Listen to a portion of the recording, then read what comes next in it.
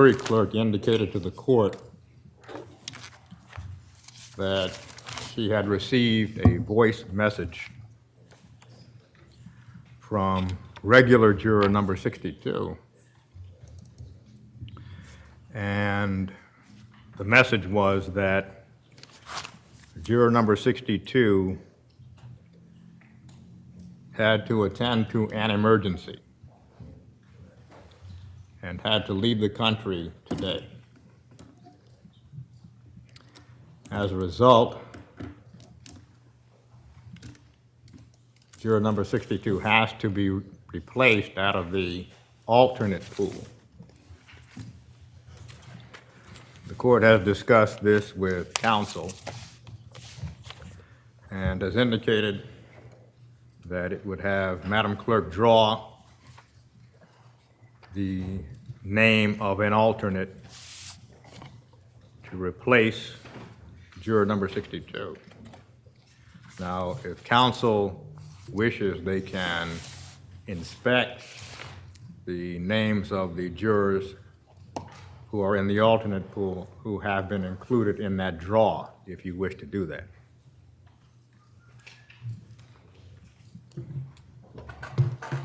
Attorney Felsen, Attorney Schoenhorn. Do you wish to inspect the names in the draw? No, Your Honor, I'm familiar with those names. Thank you. Madam Clerk, you can draw a name and just indicate the alternate juror's number, but not the name.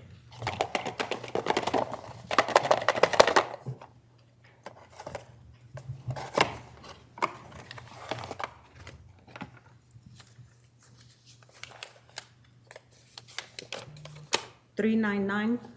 Thank you. So alternate juror 399 is now a member of the regular jury. Are we ready to proceed? May we just approach for a moment? Yes.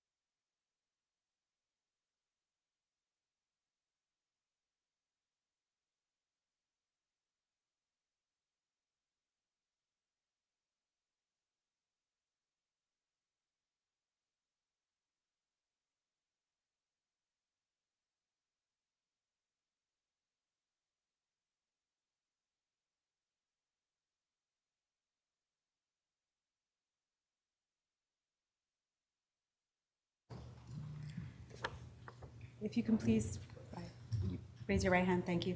Do you solemnly swear or solemnly and sincerely affirm, as the case may be, that you will, without respect of any persons or favor of any person, decide this case between the state of Connecticut and the defendant based on the evidence given in court and on the laws of this state as explained by the judge, that you will not talk to each other about this case until instructed to do so, that you will listen to and consider what the other jurors have to say in deliberations about this case, that you will not speak to anyone else or allow anyone else to speak to you about this case until you have been discharged by the court, and that when you reach a decision, you will not disclose the decision until it is announced in court. So help you God or upon penalty of perjury? I do. Thank you. Thank you. And you may return.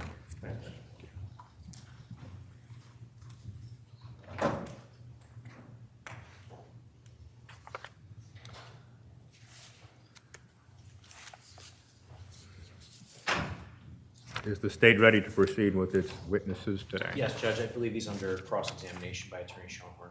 Thank you. And we can bring the jury out, please.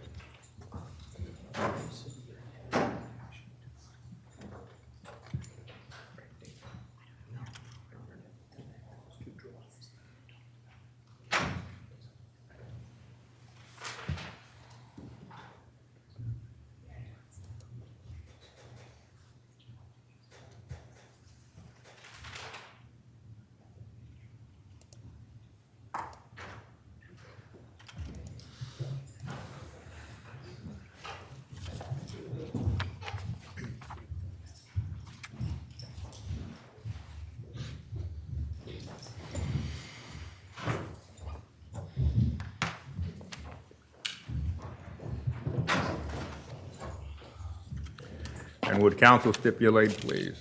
Yes, Judge. Thank you. Good morning, ladies and gentlemen. Good morning. We continue this morning with the state's witness under cross-examination. You can bring in Detective Kimball.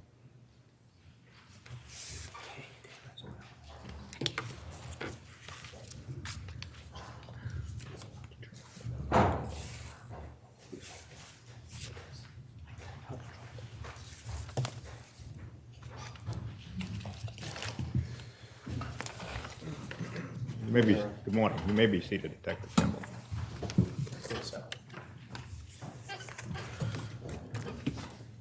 Good morning, sir. Morning, Attorney Schoenhorn. You know, in looking things over the weekend, I realized recall that weather.us map that I showed you? Yes. I realized it had Central Time on there. I don't know if you noticed that. So I took the liberty of going back to weather.us to get Eastern Time for 11:59 on the evening of May 23rd. I'm going to put that up. I understand that there's no objection to Exhibit L. That's for 12:59? Yes. For 1 a.m.? Judge, I have no objection to defense L. Defense L admitted as a full exhibit.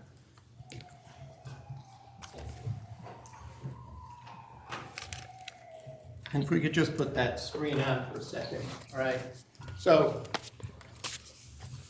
if you look at storm tracking from weather.us and you see that the red lines indicate the direction of storms, you see that? Yes. All right, and you see, if you look, you see the map we see up on the wall there, you have the Connecticut border way up at the top there, Yes. and you see the storms heading south, correct? According to those red lines, the moving direction, you see down at the bottom, Yes. and red means heavy storms, correct? Yes. And if I could just have the point it at the screen for a second. And you see that West Hartford is right here and Farmington is right about here, correct? Yes.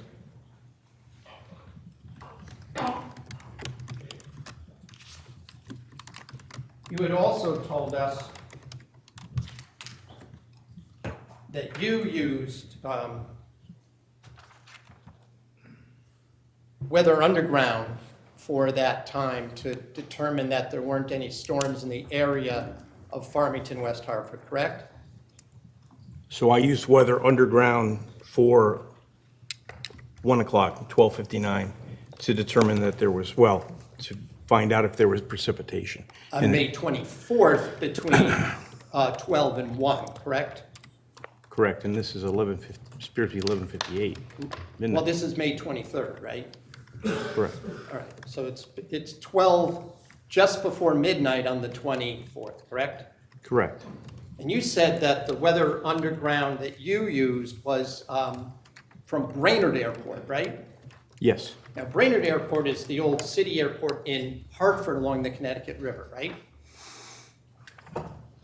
yes, Now, Bradley Airport is the big Connecticut airport up in Windsor Locks, isn't that right? yes, And the Bradley Airport is closer to this location of Fort Jefferson Crossing than Brainerd Airport on the Hartford, East Hartford line, right? I believe so. I'm not 100% sure of I'm not that familiar with that area. You did not look at Weather Underground for Windsor Locks, where Bradley International Airport is, did you?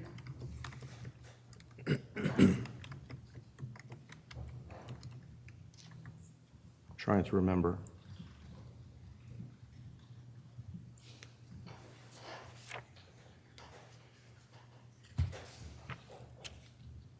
I am not sure which I looked at, to be honest with you, whether it was Bradley or Brainerd. All right. Do you recall, though, whether you looked at the one from Bradley? Would looking at a document perhaps refresh your recollection?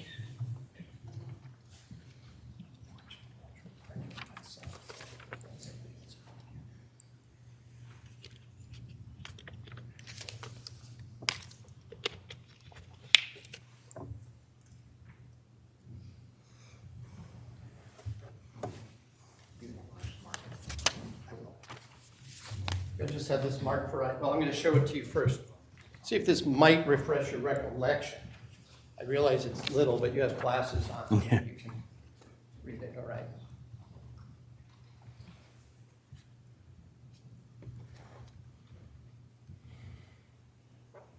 Yes, it does refresh my recollection. So in looking at, that at Bradley Airport, there were thunderstorms in the area, including heavy thunderstorms that early morning of between 12 and 1 a.m., right?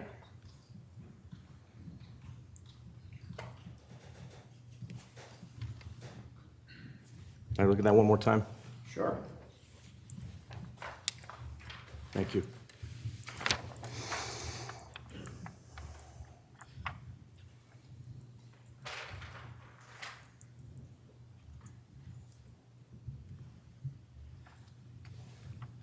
It is small.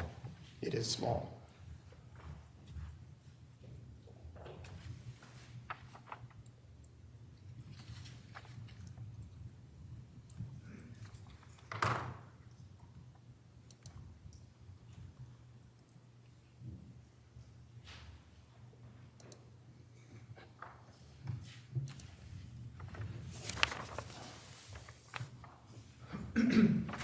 You've had a chance, and I'll mark this for ID, please.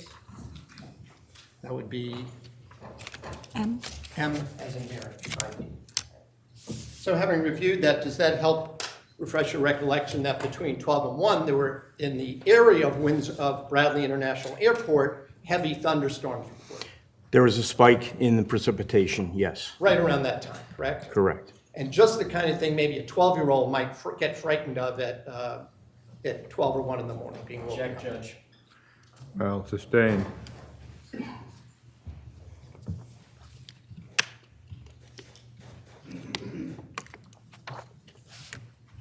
Each time that you met with Michelle Troconis, you continued to gather information concerning your investigation, correct? Correct. When I say you, I don't mean just you. I mean entire squads and teams of investigators, right? That's correct. You were working in conjunction with the New Canaan Police Department, right? Right, correct. You were able to call on troopers and detectives from the Hartford Central District Major Crime Squad, correct? Correct. You were working with members of the Western District Major Crime Squad from Litchfield, right? Correct. Troop G in Bridgeport, Yes. perhaps even Troop A in Southbury, Yes. as well as road troopers from the various barracks, correct? Correct. They assisted throughout this investigation, right? Yes. Gathering information, Yes.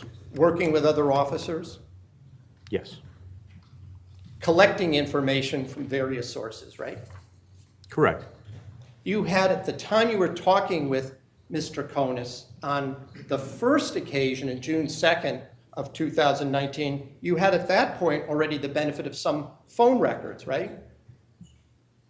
Yes. You had Mr. Dulos's phone records, right? We had Mr. Dulos's phone, the Cellbrite report from his physical handset, yes. And Cellbrite is a program, right? Isn't that what that is? You're calling it Cellbrite. We're not talking about Celebrite as like celebrate. It's a computer program, right? Yes. And it's used to be able to open up and look at things that are on a phone, a cell phone, right? Yes. You can look at phone calls, right? Yes. If they exist still, text messages, Yes. internet searches, Yes. photographs that have been taken with that device, Yes. photographs that may have been downloaded to that device that someone else sends, Yes. emails, Yes. as well as geolocation, that is GPS location for various points where that phone activates, correct? Yes. In addition, by the time you were talking with Ms. Troconis, you had some video surveillance, some of which we've already seen, correct? Yes. Some of it was from the cameras you pointed out and talked about from Albany Avenue in Hartford, right? Yes. Some were Ring doorbell and other home surveillance devices that residents had, correct? So you say when we spoke to her on, I'm assuming the second, June, the first interview. Yeah. We eventually definitely got Ring doorbell. I'm not sure on which specific date we got some of those videos. So I don't know if we had them at that point, Counselor. You also had some interviews by that point, correct? Oh, yes. Especially, I had already asked you, and I'm not going to get back into it, but members of the Farber family, correct? Yes. You'd also had obtained some forensic information besides the cell phone, right? Yes. You had some lab work done, right? Yes. You had some initial reports about DNA, correct? Correct. And you had assembled all of that information through the various members of law enforcement in order to know what you were going to ask Ms. Troconis on June 2nd, and again on June 6th, right? We formulated a game plan for questioning her, yes. That's what you're asking. Right. In other words, you actually came up with some kind of a, I won't call it a flow chart, but you had points you wanted to cover. Isn't that right? Fair to say yes. You had talked to the state's attorney's office as well, right? Yes. You did not share the information, oh, let me rephrase that. You didn't share all of the information that you had with Ms. Troconis, did you, when you talked to her? No. You did share some information, correct? Yes. And some of the information that you shared with her turned out to be inaccurate. Isn't that true? Fair to say yes. As a detective, we started to get into this, but I wanted to explore this a little more. You have actually been trained in investigative techniques, right? Yes. At least when dealing with adult suspects, adult witnesses, you are allowed to make up stuff, aren't you, to them? Yes. You're allowed to provide false information as a means of trying to elicit information from that individual, right? Yes, correct. So, for example, it's not in this case, but if you had told a suspect that someone else was confessing against them, you would be hoping that would elicit that person to say, oh, it wasn't me, I was just the standby, it was that other person. Isn't that a regular technique that's used? Yes, And sometimes if you have two people in custody at the same time, you have one detective saying the same thing to that other person, seeing who's going to talk first, right? yep, yes, Now, as I understand it, at the same time that when Ms. Troconis was placed in custody, Mr. Dulos was at the station, the New Canaan Police Station, for some of that same time, correct? yes, that's correct. He was then transported elsewhere after processing, right? He Yes. didn't stay there. That's correct. But Ms. Troconis stayed at the New Canaan Police Station, right? Yes, She was kept in a cell overnight yes, and for the next morning yes, until the next afternoon. yes.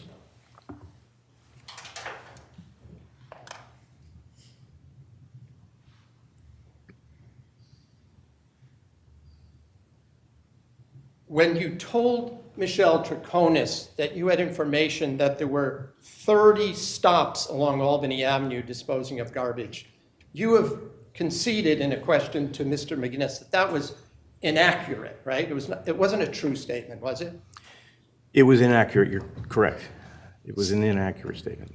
Someone had told you that it was 30, or was that just a technique to come up with a number? No, I was provided information that it was that But you number. don't know who it was that told you that? No, I don't recall specifically. But you did actually swear in an affidavit that it was 30 stops, didn't you? Yes, So you at least thought it enough to swear to something under oath, even though it turned out to be untrue, right? that's correct. And you later corrected that in a supplemental report, didn't you? Yes, I did.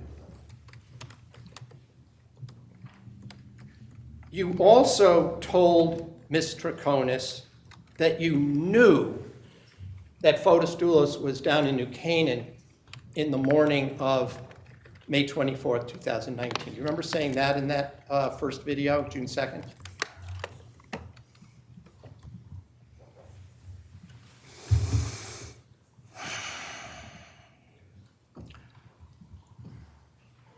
Trying to remember whether I said that or whether we said that we both believe she was not being honest with us.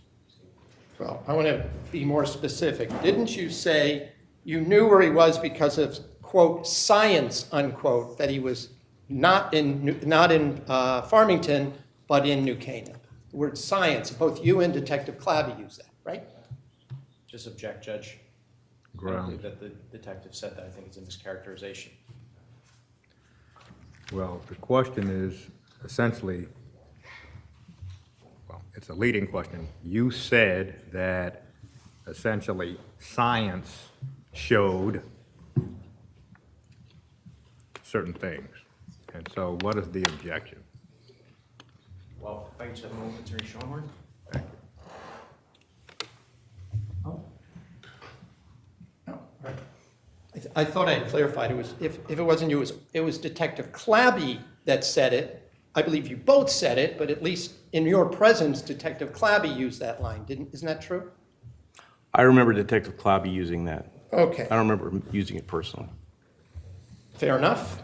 Did Detective Clabby, when he was taught, did you discuss this with Detective Clabby before he said that?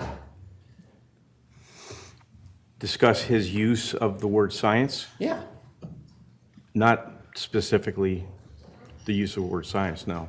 Did you understand him, though, to mean the DNA exam that had been done by the lab at that point? Which DNA done? The state forensic lab, DNA results down in New Canaan that suggested there was some DNA, a small amount of DNA found on the faucet and maybe a doorknob. Yes, That's what you were understanding, what was being suggested to Ms. Troconis at that moment, correct? that's correct. Now, there were no fingerprints of Mr. Dulos down inside that house, were there, found? No, In fact, the only fingerprints you were aware of turned out to belong to one of the New Canaan police officers that went in there, right? that's correct.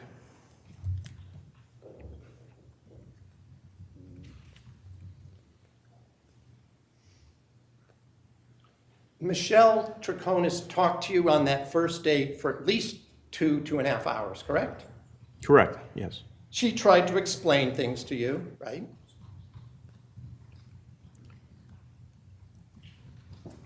She spoke with us, and she had an account of the day. She had an account, and she had at least an explanation for some of her activities, right? Yes, I noticed from the video that often either you or Detective Clabby would interrupt her mid-sentence. Did you notice that? at times, yes. Now, is that part of the interrogation technique to sort of interrupt and redirect? Yes, You also told her that some things were, quote, not important, unquote, that she was trying to explain to you. Isn't that true?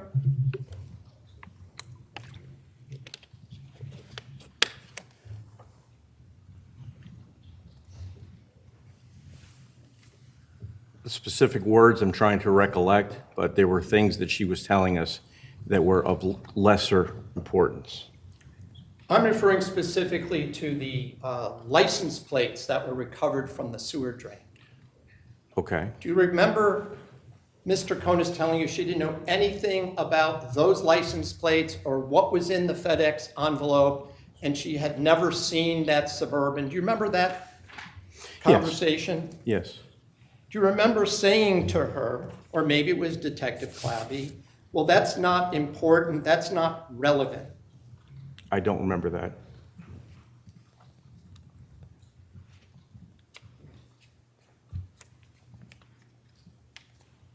Was it also part of your training to have two separate detectives asking questions and peppering a person with questions at the same time? And I don't mean at the same time, but I mean one after another. Objection to the form, Judge. Peppering.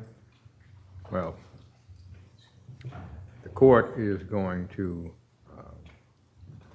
sustain the objection, but that is not foreclosing the line that would lead to cross-examination techniques that could amount to what counsel describes as peppering. I will ask a question a different way. Was it part of your training as a technique to have more than one officer directing questions one after another to a single person who's being interrogated? That's not the best way to conduct an investigation or an interview. It isn't the best way, is it? If you're trying to elicit information, it's not the best way, right? Correct. But there's nothing wrong with it, right? Correct. You were still trying to get at information that maybe would lead to saving Jennifer Dulos, right, at this point? We were trying to locate, yes, Jennifer.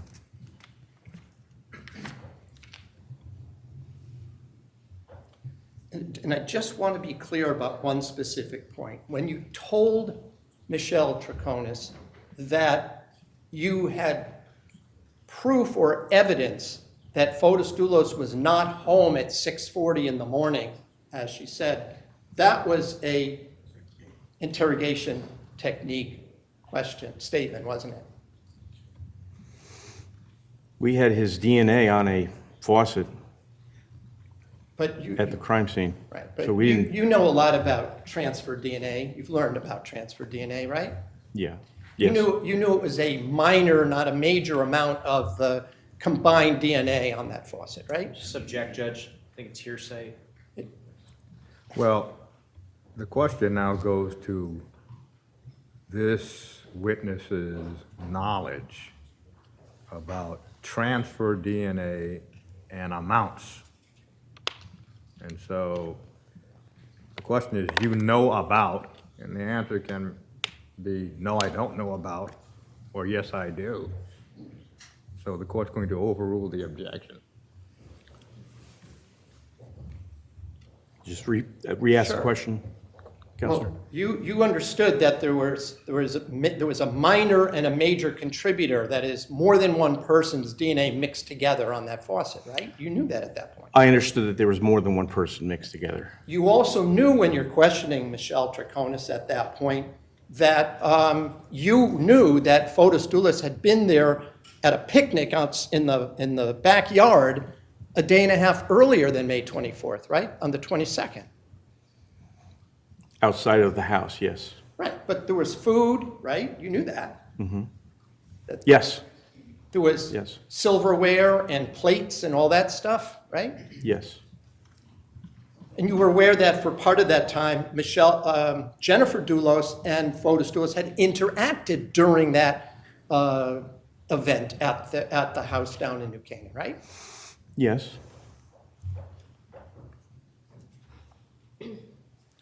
You also told Michelle Troconis that she would have to know what happened to Jennifer Dulos, right?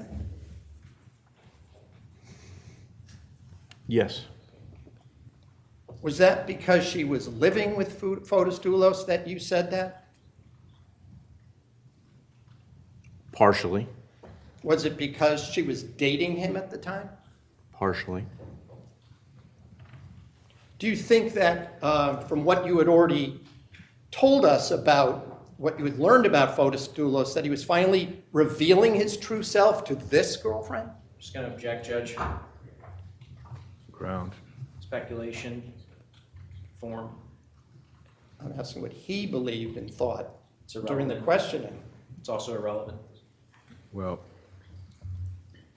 if the court is to credit counsel's representation, the line of the questioning is, did you believe that Michelle Troconis either knew where Fotis Dulos was or knew more about what had happened to Jennifer Dulos than she was telling them?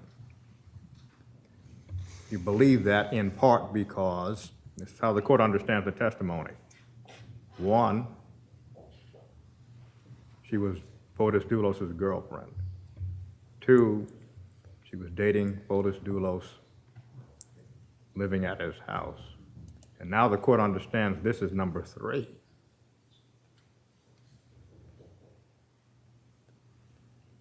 So again, the court understands this line to explore the reasons that Detective Kimball would say certain things to Michelle Troconis. Overruled. Counselor, could you just Yes. repeat the Did question, you please? believe that Mr. Dulos was finally going to reveal his true self to this particular girlfriend? I'm not sure what you mean by that question. Well, the fact that you asked her, she had to know what had happened. Was it in part because you believed that Dulos would have revealed his true self and what he was really like and suddenly be open with this particular girlfriend? We believed, given the totality of their relationship, that she would know more than she was giving, more information than she was providing us. Okay, fair enough. But she kept telling you that she did not know, didn't she? She did. She told you she didn't know what Fotis Dulos was up to that day, correct? Yes. She told you she didn't even know he had gone to a picnic party in the backyard of Jennifer Dulos' house 2 days earlier, right? That's correct. She told you this at least, as I counted, at least 6 times. Isn't that right? I didn't count them, but that sounds accurate. Does sound accurate. Does sound accurate.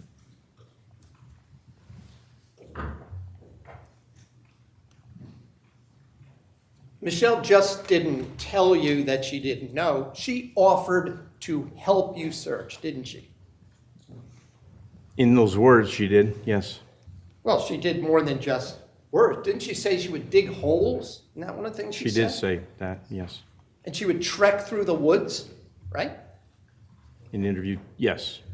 Yes. She drew some pictures for you, which I believe we see on the screen where you're on June 6th, where she's showing you some pictures, right? Yes, You looked at those pictures, didn't you? yes. And I'm going to again ask that Exhibit L, if I could have the images, please? The drawings.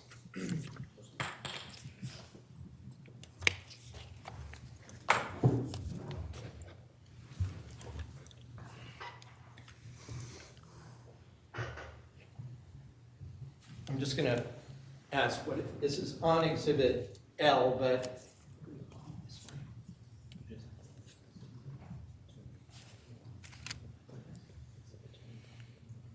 okay. So this is labeled 2581 on Exhibit L, and I'm just going to have you can see it in front of you there, right? Yes, I can. So this is a drawing that Mr. Troconis said she drew, right?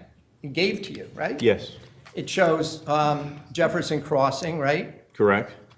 It shows Eli Road here. Yes, It shows Old Mountain Road, right? yes, And she drew pictures of the various properties in the immediate area that Mr. Dulos owned through the foregroup, correct? correct. She even talked about properties that you referred to as Mr. Godfrey, that is property he wanted to develop, isn't that right, on Old Mountain Road down the street here? Yes, And then this is Mountain Spring Road here, correct? yes, So other than the short jog, there's a jog from Eli Road to Mountain Spring Road, there's a stop sign here and there's a stop sign there, correct? I believe so, yes. And it's just maybe about 50 feet from Eli Road to Mountain Road, right? I don't know the footage, but You were only there a couple of times, I take it? correct, I'm not Okay. that familiar with it. But then she also talked about you pass another through road called Talcott. It's Talcott actually Notch. Talcott Notch Road, Talcott right? Notch Road, correct. And then she drew all these other properties, lots and houses that he either owned or was building on along Mountain Spring Road, right? Correct, And it was all just down, shall we say, downhill from Fort Jefferson Crossing, right? yes, And if I could have the other image, please. She also drew another picture.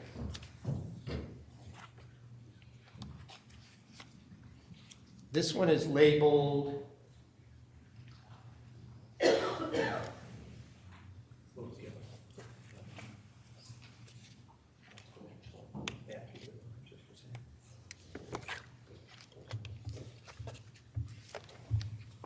I want to get the right ID on these. Oh, got it. It's just page 2 of 215. All right. She drew pictures showing the property along the, it's like the reservoir, the water company property, correct? MDC, correct. Yeah, MDC, for the people that live down this part of the state, means Metropolitan District Commission, right? Correct, They're the quasi-public water utility company that owns thousands of acres of land over up in 6,000, yes. Hartford and Litchfield counties, right? Yes, And that's the source of multiple reservoirs that feed the entire Hartford area, right? correct, So she drew these pictures showing where there were fields and where she drove her motocross motorcycles with Fotis, right? yes, And sometimes with Pavel Gumieni, correct? yes, She showed you all of this and gave you these pictures, right? yes, you did. Now, this picture, page 2, she offered to walk the next couple of days with her attorney and state police detectives going through where they went through the woods, right? Yes, In fact, we show her saying, well, she needs a different pair of shoes because she can't get back into her house to get hiking boots because it's muddy and rocky, right? Didn't she say that? well, she said she needed other shoes, that she wanted to get other shoes, and separately, she said that the terrain was a lot of logs, a lot of rocks. Yes, And she also showed you that she had on an ankle bracelet, so it was very difficult to even get shoes that she could wear to go hike through there, right? yes, But she actually did, didn't she? Went in the woods, didn't she? she did. With her attorney, who wasn't too happy, as we can see in that video, right? Yes, correct. He had to rearrange his court schedule, right? Yes, how's But that? Attorney Bowman went with her, didn't he? Yes, And yes, at least one, if not more, detectives, right? yes, She also agreed that she would help look anywhere, didn't she, that you wanted her to?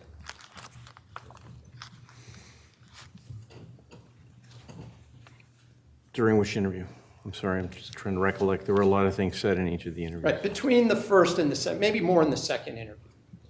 I think it's fair to say she would, yes. And she said she'd go anytime, right? Yes. In fact, she said, as often as you want, if it takes a year. Didn't she say words to that effect?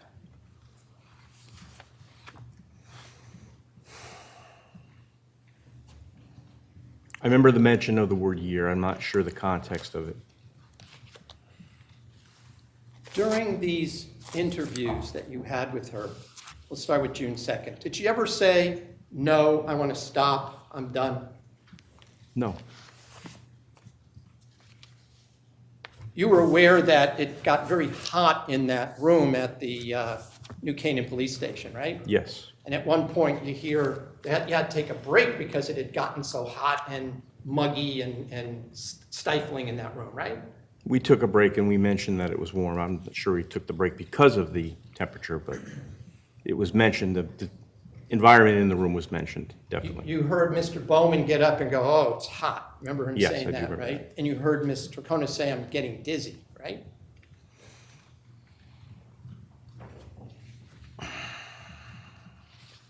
I don't remember that. I don't remember her saying that. Okay. So if it's on the video, it's on the video. If But it's- the point being, she didn't say, I'm done, I can't do this anymore. You went back and there was at least some more interrogation after that, right? Yes. Questioning. Yes. Right? You asked her about Fotis Dulos close cropping his hair. Is that right? Yes. And she's the one who volunteered to you that she's the one who had shaved his head at his request, right? Yes. She also told you he had done it before for water skiing, right? He had done it before in 2017, yes. Well, he'd done it 2017, he'd done it in 2018 too, right?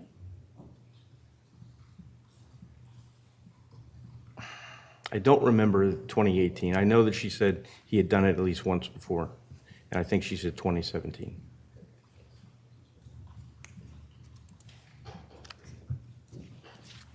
Until she told you she was the one who shaved his head. You didn't know that, did you? No, we did not. There's no video of that, right?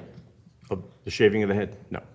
There's no surveillance of that showing her with a razor or a electric razor or a straight razor or anything, right? Doing that. Video surveillance? No. Now, you were aware by this time that when she told you he did it for water skiing, you knew that Fotis Dulos was a competitive water skier, right? Yes. That he actually competed around the world, right? Yes. As did Michelle, right? You knew that as well. Yes.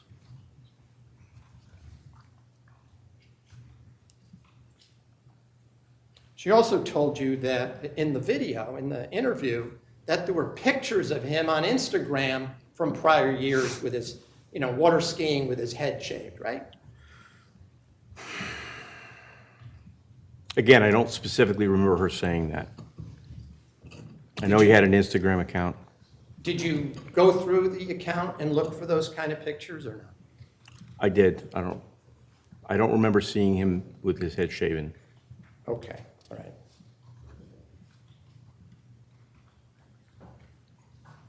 There are a number of questions about what Fotis did the night before the 24th. Do you remember those questions in the interrogation? Yes.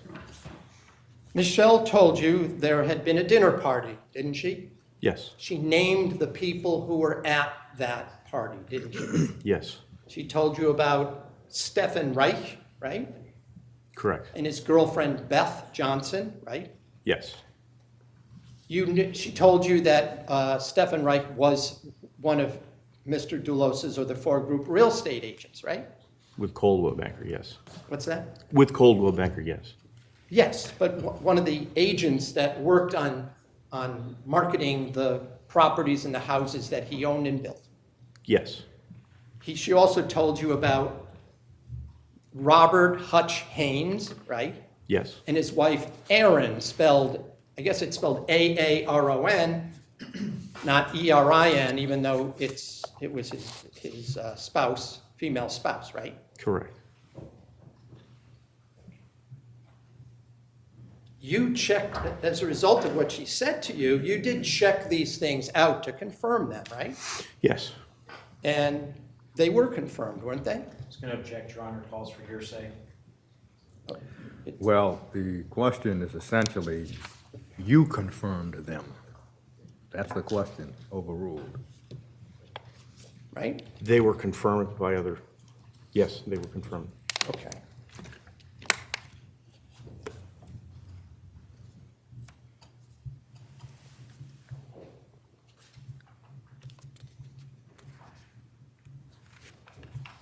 You also checked in with, she told you about who his closest friends were, is that right? Yes. Some of them cooperated with you, right? Yes, Some did not, right? that's correct. Some refused to talk to you, of his friends. That's correct.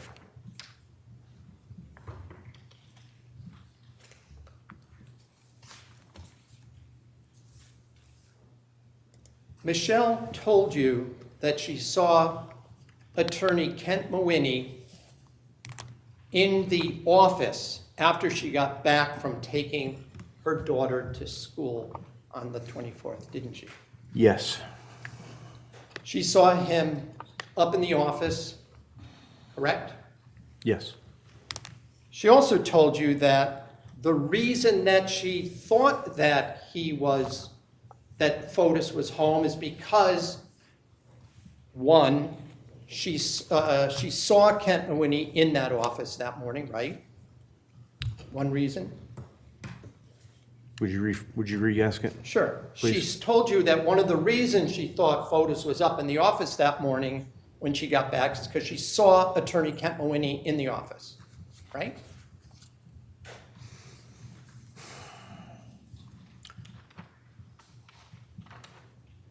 I know she said she saw Kent, and I know she said that Fotis had told her there was going to be a meeting. Well, that was going to be that's Your why I next broke it up. question. Yes. But let me rephrase the question for you. I'll start it the reverse. She indicated to you that the previous evening, Mr. Dulos told her that is, Fotis, had a meeting with his attorney in the office the next morning. On the right? 24th. On the 24th. Yes. She also told you she saw Kent Mawhinney in the office when she went to get her computer, right? She first saw both of them, and then she saw Kent and Hurd.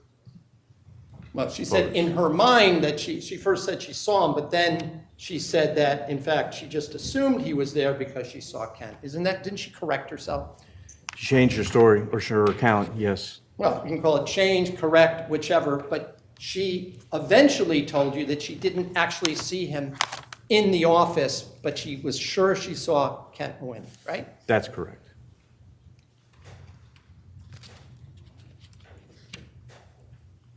Now, specifically, I want to show you a clip from the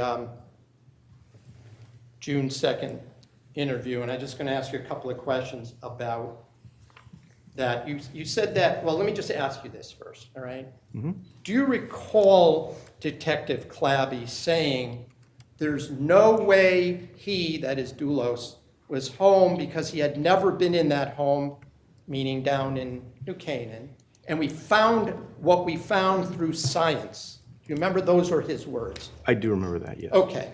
And I asked you before, I was kind of just using general words, but you do remember that statement being made, right? Yes. And again, at that point, you were talking about this DNA, right? On the faucet at On the 69 faucet. Wells Lane, yes. Correct. Which you had already gotten a rush result from the lab saying there was a mixture of DNA, and that was one of the sources, right? In blood, yes. Well, they didn't test the DNA for blood, though, did they?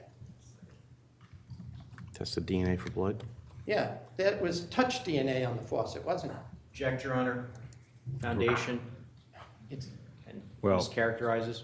Well, certainly doesn't. because of the response by the witness, which was, as the court heard it, blood DNA, there is a question as to whether the witness knows the difference.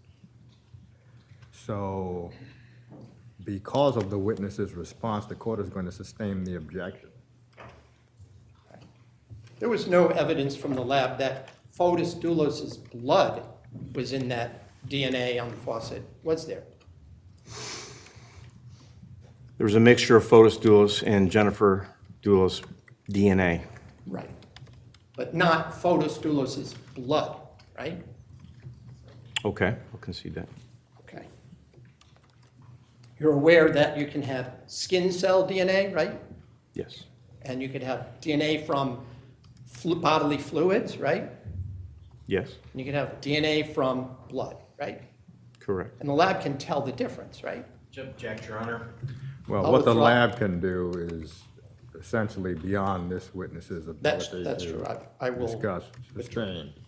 Now, as of June 2nd, as far as science was concerned, you were also aware that Jennifer Farber Dulos's phone had been connected by Bluetooth to her Suburban at 3:58 in the afternoon that May 24th. Isn't that correct?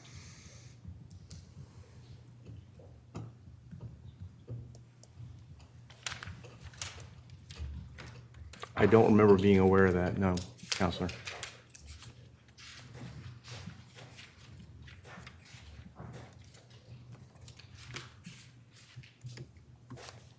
Would looking at a document that was addressed to you perhaps refresh your recollection? Perhaps, yes. I'm going to show it to counsel.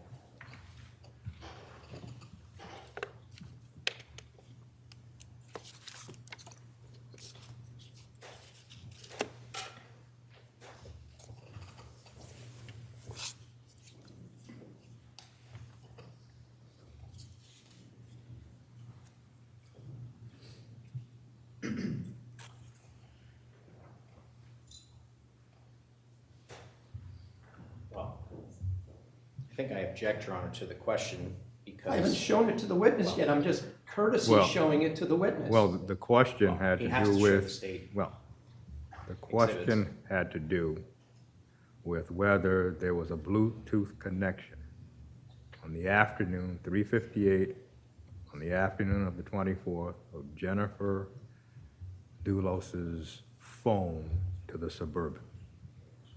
And the question is, weren't you aware of that? As of June 2nd. And he said he didn't recall, and I was going to show him this document to refresh his recollection. So I don't believe there is at this point an appropriate objection until I show it to the witness. Well, what counsel said was, would showing you a document that was directed to you help refresh your recollection? And the objection is, he can proceed, Judge. I might have an objection once the question's asked. thank you. May I approach? Yes. See if this refreshes your recollection. Don't read it out loud, just Nope, read it to I won't. yourself.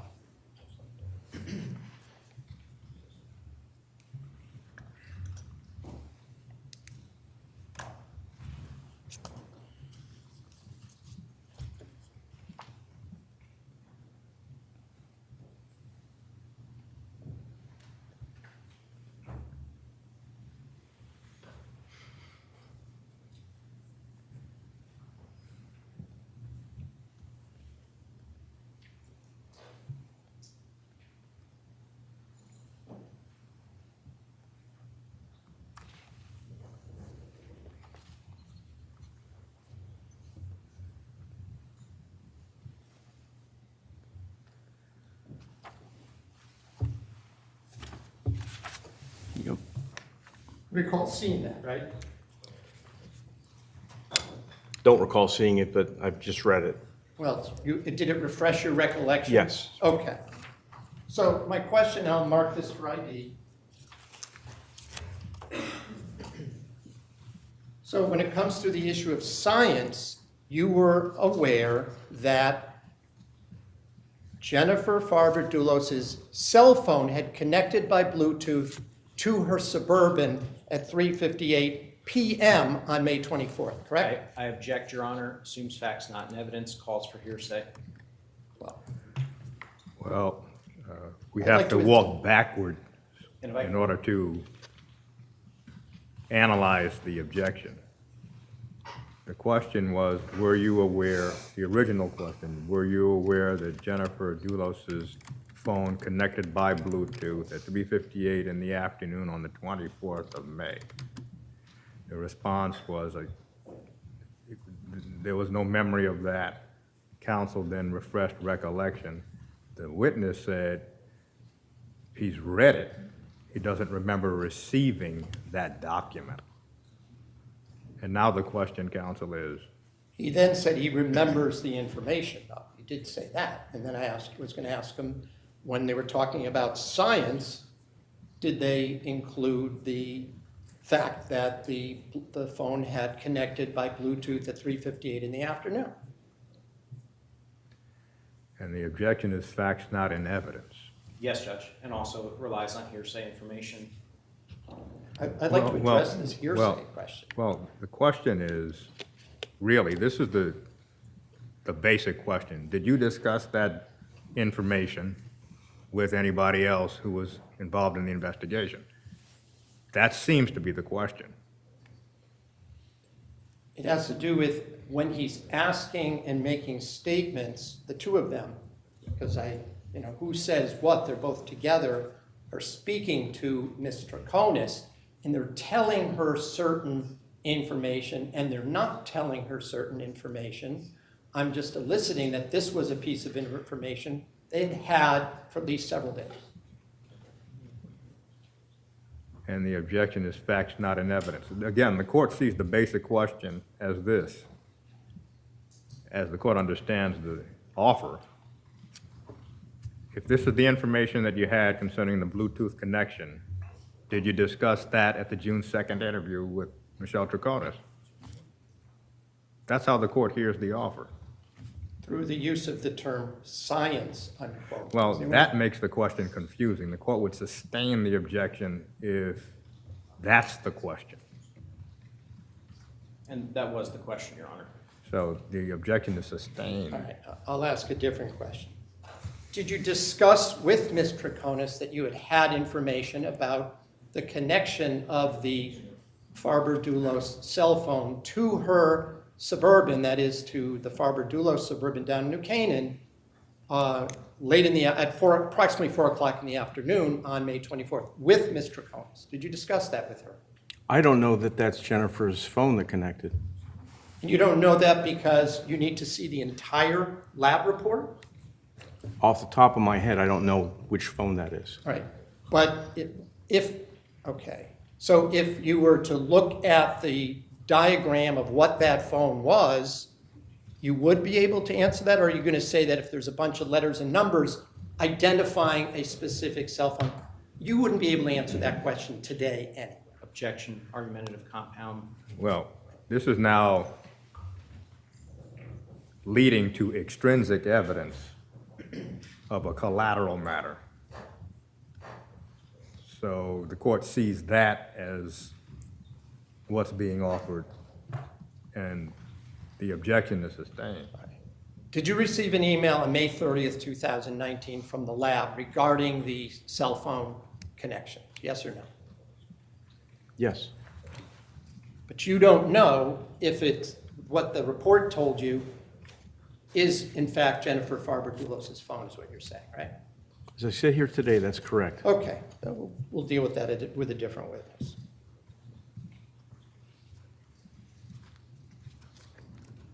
By the way, again, getting back to this question of the DNA, did you talk to the court supervisor who was present at the house on May 22nd with Mr. Dulos? Yes. So you were aware that he was there that night, right? This 22nd? On the 22nd, yes. That he was playing basketball with his kids, right? Yes. You were aware that he'd given chocolate to his wife? Judge, I'm just going to object, Your Honor. All of this is hearsay information, and the defense is offering this to prove the truth of the matter asserted. And I don't think it's appropriate through this witness. If I may respond, everything this witness has been asked is hearsay from other officers. All of a sudden, once hearsay is admitted, then under 8-8, I'm allowed to follow up as if the person making the hearsay was actually present. So all I'm doing is showing what was in his mind as he's asking these questions.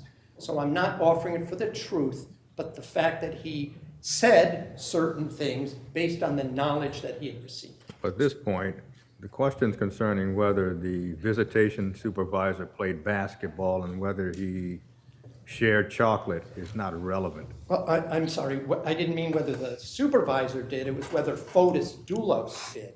So if the question was vague, I will rephrase it.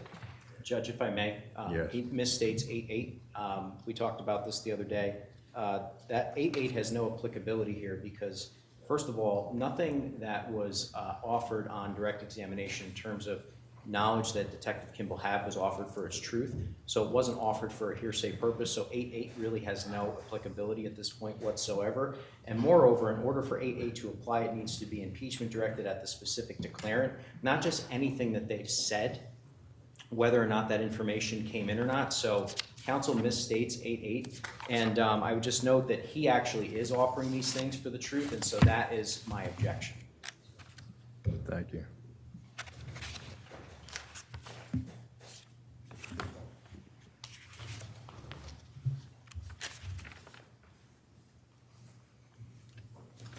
Well, the questions concern at this point whether Fotis Dulos did certain things on the 22nd of May.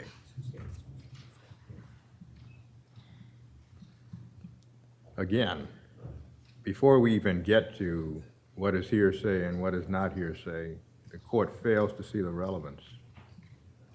If this line continues past where it is now, Well, that would be my last question. It goes to the issue of the DNA evidence, and then I'll move on. This would be the last question in that line. well, essentially, since Fotis Dulos, through the question, was present at 69 Wells Lane on the 22nd of May, doesn't that suggest that his DNA could be found somewhere? The court sees no reason for the litany of questions leading up to that. So at this point, the court's going to sustain the objection. But the question, the court would allow. So without getting into any of the specifics, you were aware that he interacted with his family on May 22nd down at 69 Wells Lane, correct? Correct. On May 22nd. Correct.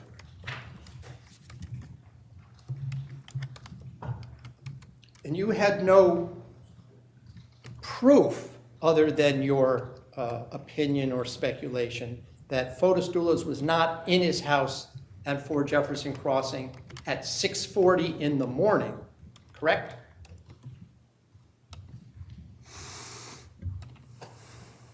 And I say as of that date. Right. No, I understand. That's correct. What we're going to do right now, it's 11:25, we'll take our morning recess until 11:40. Ladies and gentlemen, please do not discuss the case. Thank you.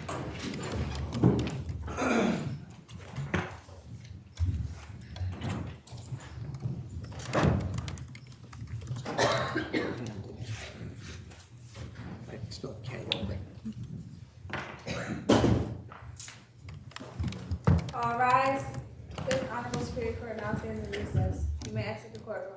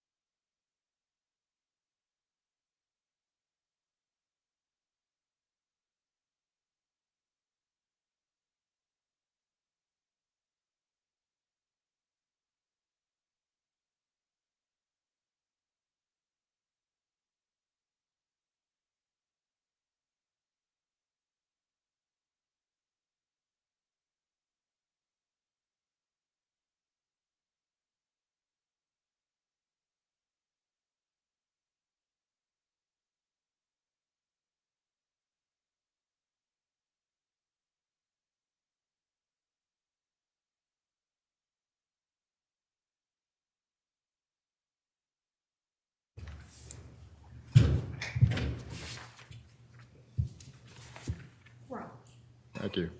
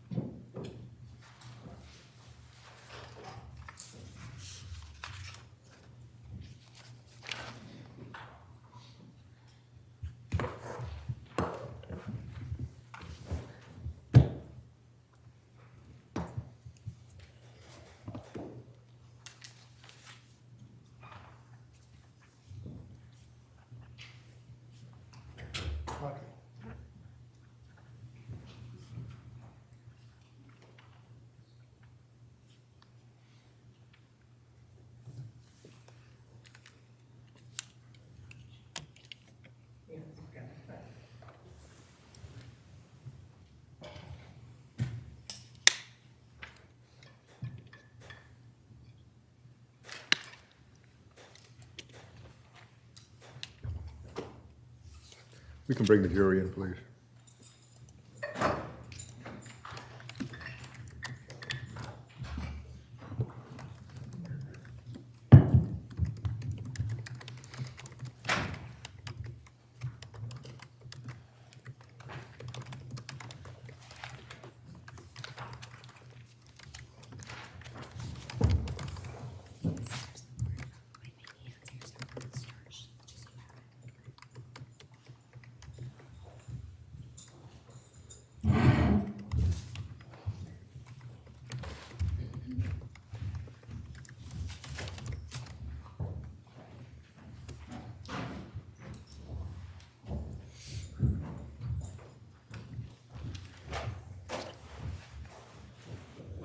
Okay, will counsel stipulate, please?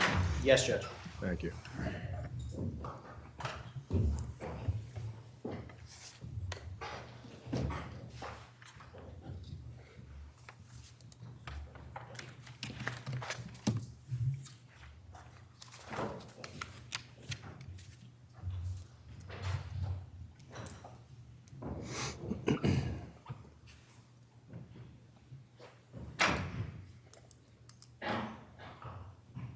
Was it part of the interrogation technique to tell Michelle Troconis, as you did, that you suspected other people were involved in the disappearance? No, no. Well, when Detective Clabby said, a couple of people are involved in this, did you have other potential suspects? Potential suspects, yes. Yeah. Did that include Pavel Gumieni? Yes, Did it include the friend Andreas Toutsiardis from Greece at that point? yes, Did it include his friend Mark from Yes, sir. Providence? yes,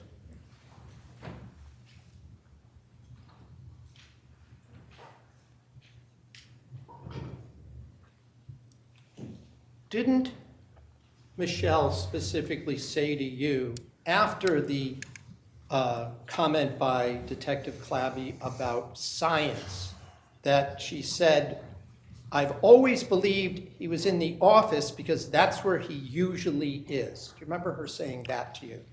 yes, I do. And she said she wasn't 100% sure, right? Yes, she hedged her answer, but yes, her comment, yes. She did tell you he was usually in the office, right? Yes, I asked one of the other detectives, but I didn't ask you. You said you were at the house, right? when? At any point. Yes, at Fort Jefferson? So you know it's this really large house, correct? Correct, And the office is at one end of the house, right? correct, The interior office is over the garages, right? the four-group office over the Four-group garage? Yes, offices, yeah. correct, And they have a separate entrance that you can go in and out to the office without coming through the main part of the house, correct? correct.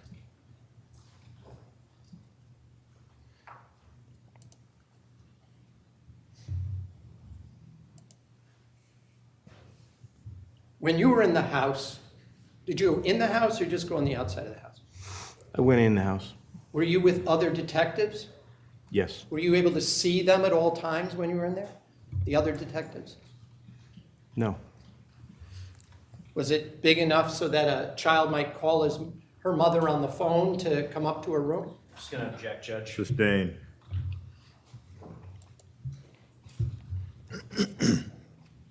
She told you that Otis would usually have his phone with him, correct? Yes. But she also told you that sometimes the power would run out and she went to charge it, right, for him? She said the power went out on the 24th. Right, she went to charge it for him, correct? Correct.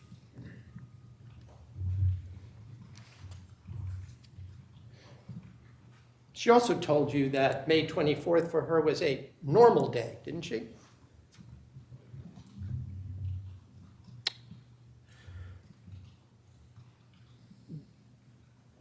It wasn't normal in respect to her sleeping with her daughter, so I'm not sure I'd characterize it. I don't remember her saying that it was a normal day. Well, we're talking about the night from the 23rd into Into the the 24th, 24th. aren't we? Yes. So I'm talking about the 24th. day. Okay, the daylight hours. Right, she had told you, again, I don't want to go, I already went through this with you, but, you checked out Stop and Shop, right? Yes. You checked out, she returned a pocketbook, right? Yes. She drove her daughter to school, right? Correct.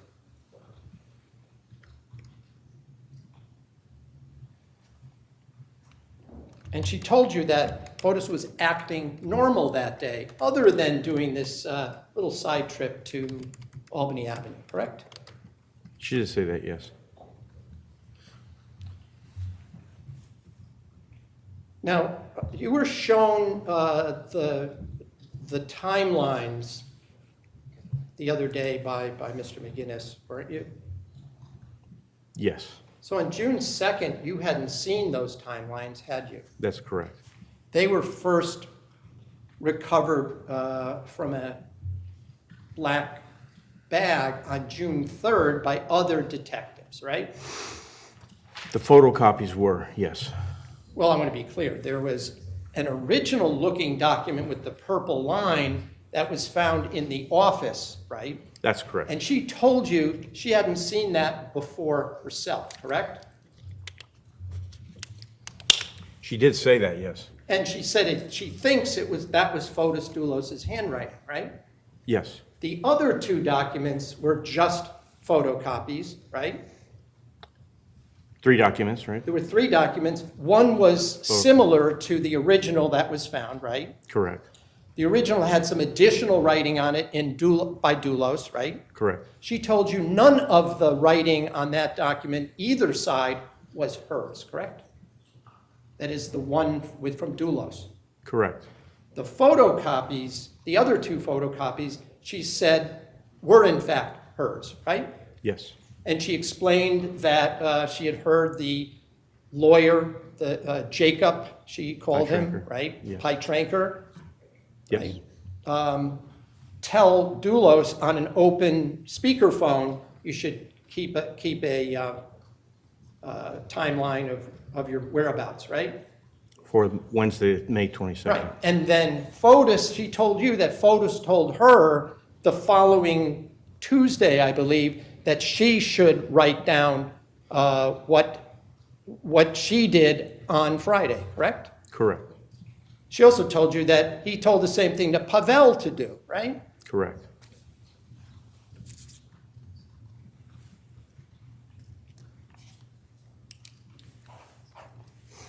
Now, I'm going to,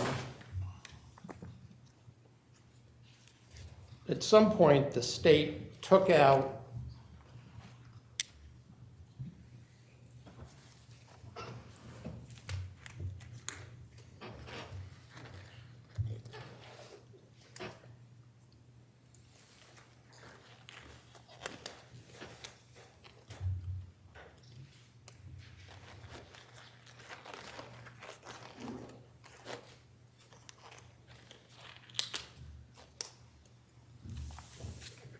State's Exhibit 74. I showed you a picture of State's Exhibit 74 up on the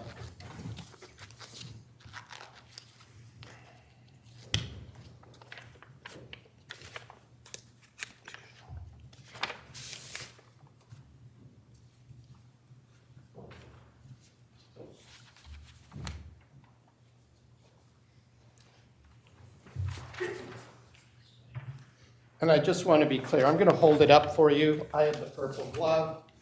This is the phone log that you found in the photo, that was found on June 3rd in that bag, right? Correct. This is the actual photocopy from the house that the evidentiary services unit found, right?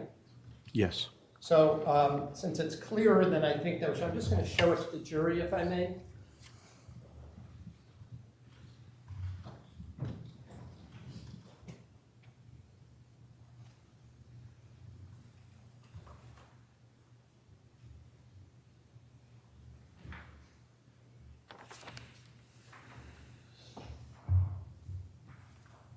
And up at the top, it specifically says phone calls. Correct. Right? And it shows names, right? Yes. And it shows outgoing, canceled, incoming, correct? Yes. And it names Nicole, right? Yes. At 12:59 a.m., right? Yes. A 16-second call, right?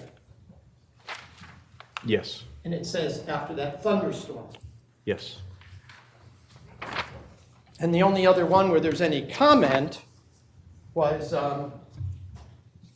it says, Ruggs, 38 seconds, spoke with Barbara. She didn't know where Ruggs were. See that? I do. Yes.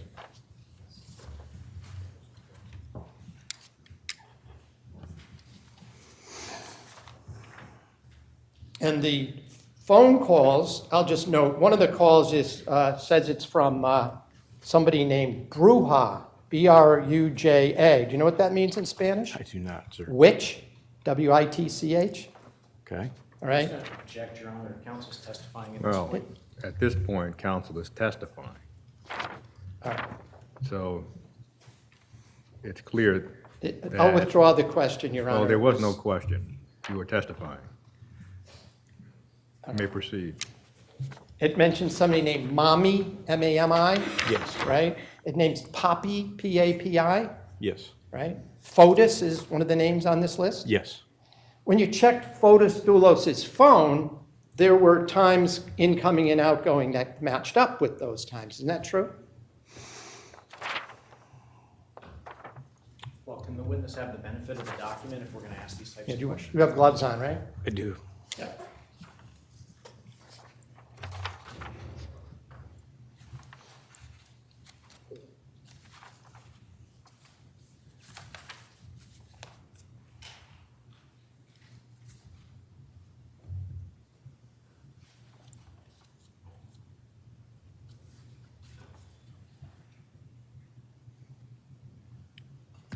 So I haven't memorized all of Fotis Dulos' phone records. I recognize some of these times as accurate. Okay. She attributes to Fotis. Okay.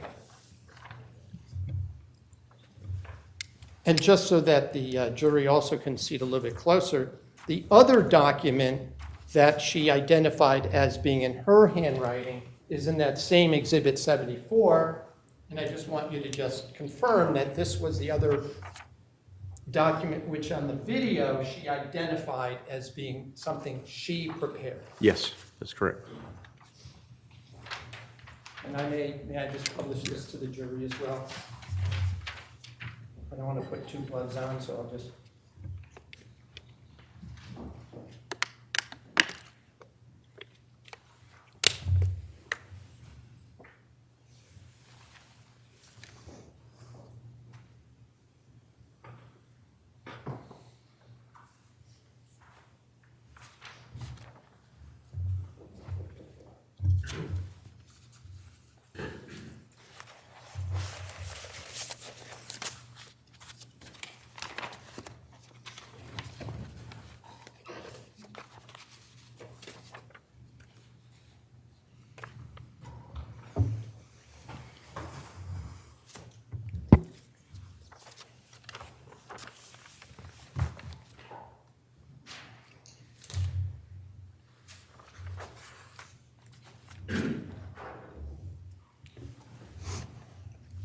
By the way, she told you that she first learned that Jennifer Dulos was missing when the Farmington police came to their house that night, correct? That's what she told us, yes. At around 8:15 or 8:30 p.m., right? 8:30, yes.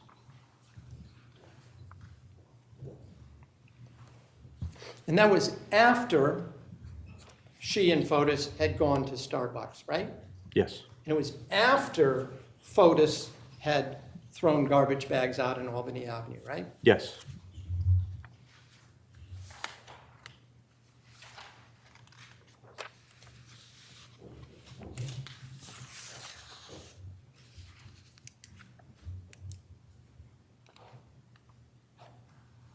She told you about other things she had done during the day, correct? Yes. She said she visited her friend Clara Duperon at her own store, correct? Yes. She told you that she had gone to the Hitchcock Furniture Store in the Canton Shops in Canton, Connecticut, right? I don't think she went to Hitchcock on that date, on the 24th. She told you that she had communicated with the Barbara at the Canton Shops that day, That's right? correct.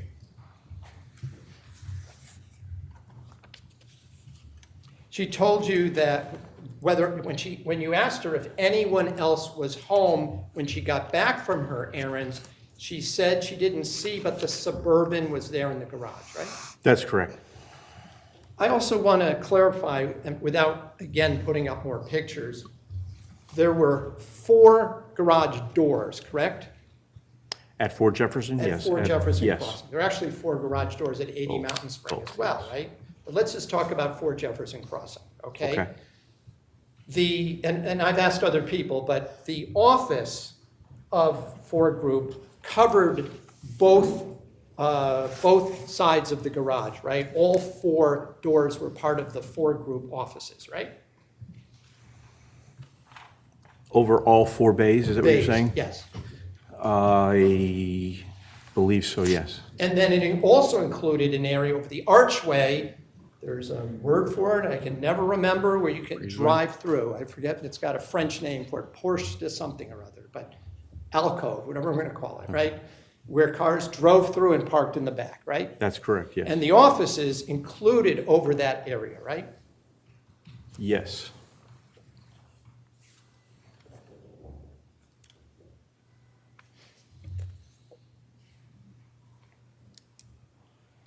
When you asked her if Mr. Dulos was there when she came back from those errands, and she mentioned the Suburban, she said she didn't look for him, right? That she had no guarantee. Right, but Yes. she also used the words, he probably can be. Do you remember her saying that? I do, yes. So that was her using an improper tense, like grammatical tense, wasn't it? Yes. She did say, however, that although she assumed he was in the office, she was not guaranteeing it, right? Yes.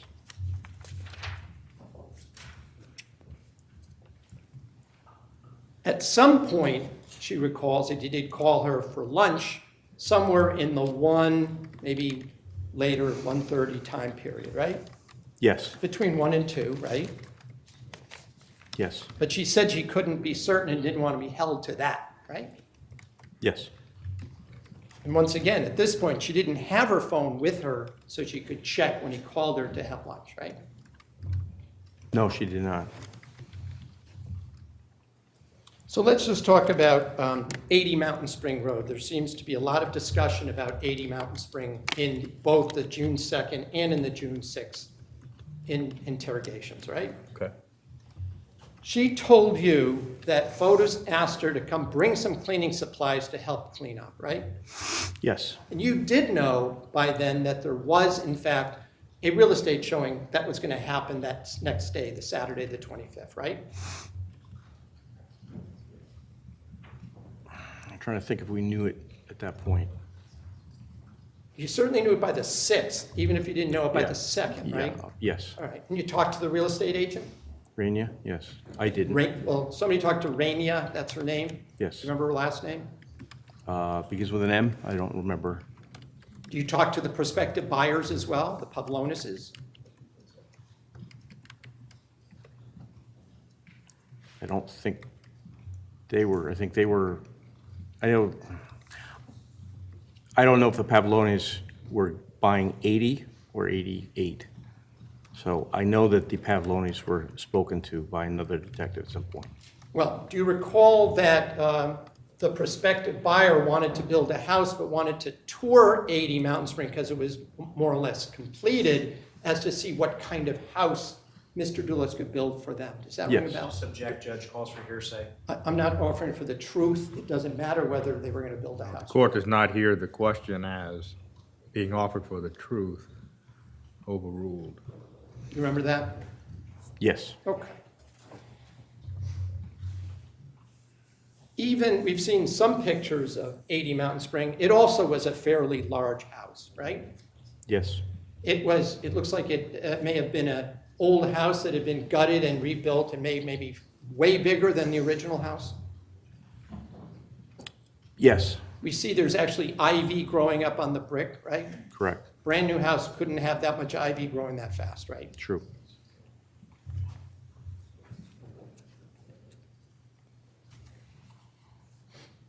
She told you that she had gone and cleaned the house with photos before, right? Twice before, yes, And we're talking about dusting, I mean, we're not talking about scrubbing bathtubs and stuff, right? she said clean, And it was an empty house, right? yes, You've been in that house, right? yes, It was dusty a little bit, wasn't it? yes, There was still construction debris in there, especially in the basement, wasn't quite finished, right? yes, She told you she brought garbage bags over, right? yes, she did, The large black garbage bags, right? yes, She also told you she brought in a mop, right? Dust mop, Swiffer, Swifter. yes, Remember, she couldn't remember what it's yeah, called. yellow on a stick, yes, Yeah, but she couldn't even remember the word for it, the cleaning thing, and she was trying to think of the word in English, right? Remember Yes. that yes, from the video? She brought other cleaning materials with her. She didn't remember if it was Clorox or something else, but it was some kind of like surface cleaner, right? she said Clorox, Now, before this interview on June 2nd, your colleagues had spoken with Pavel Gumieni, correct? yes, And it wasn't a surprise to you, was it, that Michelle was saying that Fotis and she would sometimes tidy up before a showing, right? I don't know that I knew that, no, I don't know. Learn that from other employees? On the second, Yeah. In fact, that very day in the morning. Judge, I'm just going to object again. Hearsay. Again, it's going to things that were said. It's not being offered for the truth. Well, this has a different tenor than the previous question that ran into an objection. So the question is, or concerns, cleaning up at one of the properties. The objection, counsel. So my objection is hearsay, Your Honor. If he's indicating that he's not offering it for its truth, Judge, I think at some point that the scales tip in terms of probative value of just continuously offering statements where there's a real danger of bootstrapping them for the truth. At some point, the scale tips, Judge, and my concern is that the defense is essentially trying to prove certain facts through hearsay information. They're claiming it's not for its truth. And that's my objection, is that at some point, the scale tips. Well, the court hears this question as being offered for the truth. So sustained. Michelle told you in that interview that he had asked her to come help clean, right? yes, And that was not anything that contradicted any other information you had, correct? From any other employee, right? correct, You also knew, I guess on May 31st, there was a, what I call a a trash pull at Fort Jefferson Crossing, isn't that true? Yes, So you knew that Fridays was trash pickup day in that part of Farmington, isn't that true? yes. And it was also the same thing down at 80 Mountain Spring, right? I don't know that. Nobody 80. did a trash pull or looked to see if there was a garbage can out on Friday, May 31st? Judge, again, I just object. It's calling for hearsay. Well, the question, as the court hears it, is, do you know if there was a trash pull at 80 Mountain Spring or any other property owned by the Ford Group? That's how the court hears the question. Do you know if there was a trash pull? Right. So if that is the question, the objection is overruled. Right. Judge, if I could just be also heard, it's also outside the scope of my direct examination. It's within the scope of the video. Well, the video covered a lot of time between the 24th and the date of the video. So the question now is, did trash pull come up during the video, or did it just come up as a result of cross-examination? The court itself cannot recall trash pulls coming up during the video. What the court recalls is that there was testimony, well, in actuality, it was questions concerning trash, but not elicited from Michelle Troconis during the interview. So sustained. Could you explain what a garbage pull is? You indicated there was one at 40 Jefferson Crossing. I object. What is that? Sustained. She also told you what cars were down at 80 Mountain Spring Road that she recalled on May 24th. Isn't that right?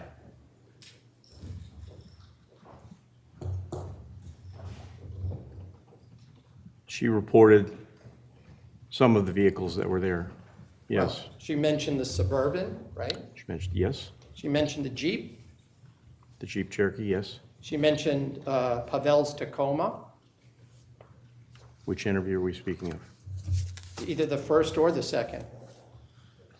She mentioned Pavel's Tacoma at the end of the first interview. Okay. That, She brought it up on her own, right? yes, You didn't ask her about the Tacoma, did you? Before she brought it up. no.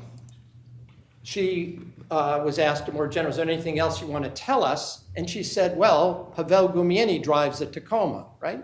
We asked her if there were any questions she had for us. That's right. And she mentioned in that about the Tacoma, right? Yes, And she also mentioned that at some point, Pavel showed up in the Raptor, right? yes, correct, At 80 Mountain Spring. correct. She also told you that she had brought a vacuum down to do a little vacuuming, right? On the first trip, yes, But it didn't work because the house didn't have central vac, right? that's correct. So she had to go back and get the other item, the Swifter or mop or whatever, She went back to get a broom. a broom, okay. She told you also, didn't she, that she didn't really want to be doing cleaning, right? Yes, she said that in the second interview.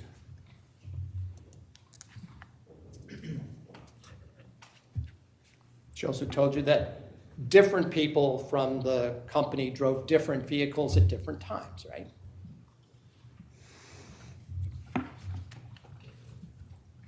Could you ask that question? Yeah, that sometimes Pavel would drive the Jeep, right? Yes, correct. Sometimes he would drive the Suburban. Pavel did not drive the Suburban. Well, I'm saying, didn't Michelle say sometimes he did? She said that Pavel did not drive the Suburban. Drove the Raptor. Raptor, yes, Okay, Raptor's the Ford pickup truck that we've seen, right? that's correct.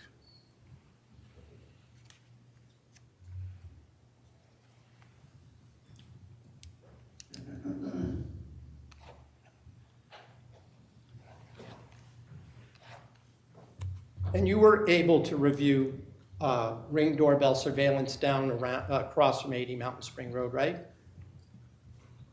Not Ring, Or surveillance. Surveillance, home yes. surveillance. I'm using Ring as a sort of shorthand, but whether it's Ring or a different company, there was a video surveillance that the family that lived across the street from 80 Mountain Spring owned, right? that's correct. And we'll just say that the name of that family is Manafort, right? Yes, Okay.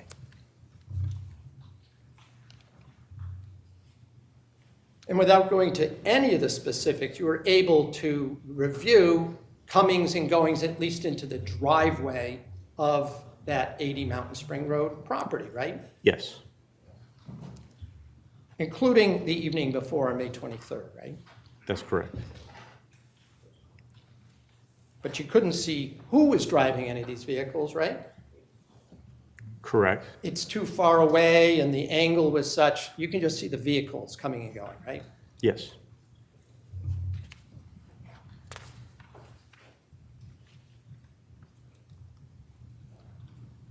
Now, you were also able to review some surveillance, whether it's Ring or a different company, from a house across the street from 4 Jefferson Crossing, right? that's correct, I think it's at 1 Jefferson Crossing. that's correct. That video system, however, was a motion-activated system, right? Correct, It's only captured short 30 or 40-second clips, right? correct, Whenever maybe a dog came outside, a cat, correct, or a person came in or out. correct.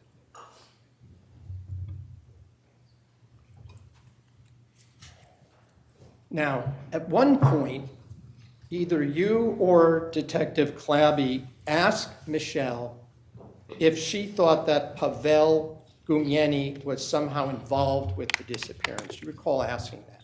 Yes, Now, was that a sincere question, or was that one of these an interrogation techniques? that was a sincere question. Okay, so he was at least a suspect at that point. Correct, He had been a longtime employee of Fotis Dulos, right? Just going to object, Your Honor. Again, calls for hearsay. Well, the court remembers the interview in which Mr. Troconis said that he worked for Fotis Dulos before she even met him. So, long time may not be a question that this witness can answer. So, the court's going to allow the question. I don't know for how long Pavel worked for Fotis, but it was longer than he knew Michelle Troconis. In other words, he was already working for Mr. Dulos when she even first came up to Connecticut, right? That's correct. You were also aware that when she was asked if he was involved, she said she doesn't know, she didn't think so, right? Yes, But she also used an interesting expression. She said, but she wouldn't hold her hand to the fire over it. Do you remember her saying words to that effect? yes, Did you understand that to mean that she wouldn't swear to it? yes, She also told you that Pavel Gumieni had been down in New Canaan that May 24th, right? that's correct. And he was supposed to be building one of Fotis Dulos' houses in the town of New Canaan, right? Yes, Did you confirm there was a house under construction on a street in New Canaan? yes, And you learned the address? yes, You also learned there was a doorbell video from across the street that shined, at least from a distance, on that property. yes, Again, that was motion activated, not continuous? Or you don't? I don't remember. Okay.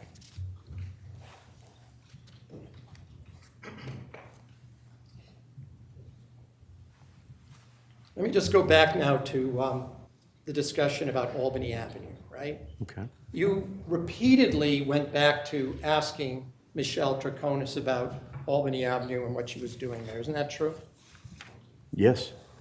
And I want to be specific, there's only one time where you see Michelle admitting that, saying that, yeah, that's her, she leaned out and touched the sidewalk. Remember that? Sorry, just object, Your Honor, it's a vague question. Yeah, I'll rephrase the question. In the videos which you had watched, right? Yes. And you showed her either, from the video itself that we're watching, I can't tell if you're showing her a still image or a short video clip. Do you know which it was? It would be a screenshot. Okay. But she told you on at least 2 occasions what she was doing, right? She told us she was leaning out. That's not what she was doing. She was stepping out. Yeah. And didn't she tell you she was chewing gum?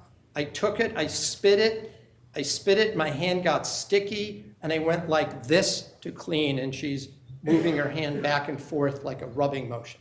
You recall that? I recall that, yes. You remember, like, maybe an hour later, almost, during the interrogation, you show her that photo again, and she says, that's me. I put my gum and I threw it, and it was sticky. Right? When you're talking about the FedEx envelope, and you're asking her about that, right? Remember her saying that? Yes.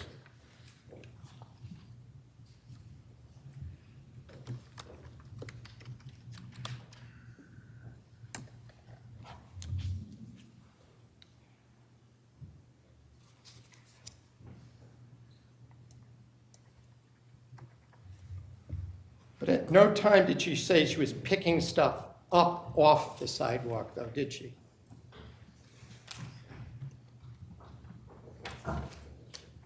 In retrospect, no, but at the time, it was not clear to us what she was doing.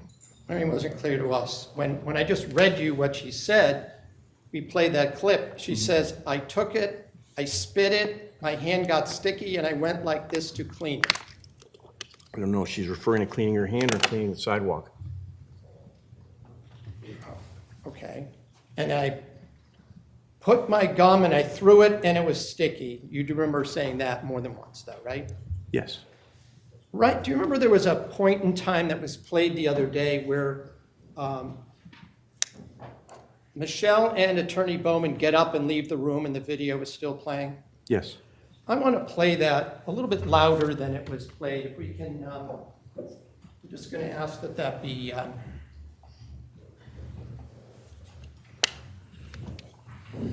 played. I made it a little louder so we could hear this portion. Sure.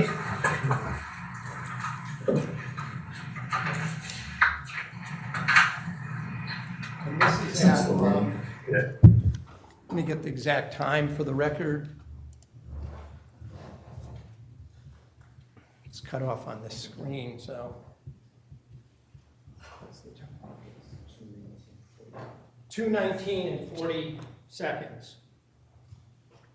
Wouldn't have to change. That one's, yeah, this one's 3 hours. Yeah, still red. Still going? Yeah, still red. Red means, Yeah, we're still going. yep. Red dot. So we are, looks like we're at 2:20. I mean, I don't know what you guys thought was good. I just don't think I don't think she's holding it back, you know? I don't think she knows. I don't think she knows. No. She's very happy with all Starbucks in West Hartford. Why? If I was gonna go around the city with Richie Colangelo because we wanted to go on a mission to dump all of our trash over the city, I remember that for the rest of my life. It wouldn't just slip my mind. We're gonna do what we're gonna do. We're gonna stay for trash. Unless she's legitimately on the phone, talking and texting, and she's not paying attention. Right. I mean, And then she's when outside the car, she'd come with me. She was? She's, yeah. She was outside the She phone? was open, her door was open, she's outside, and she on the ground. Her story is that she dropped gum and she realized it was sticky and she Yeah, she wanted door to and needed to pick it pick up. up her gun when she dropped. She's like the one person in the world that ever picks her after dropping. Especially, yeah. Doesn't get missed. Maybe she is, but I think there's a bit of self-preservation too. Yeah, Right, because she's connecting my both. But to that point, the Hartford thing wasn't on any of this. And Sure, we had a press release. And we didn't find. Until we showed her a picture.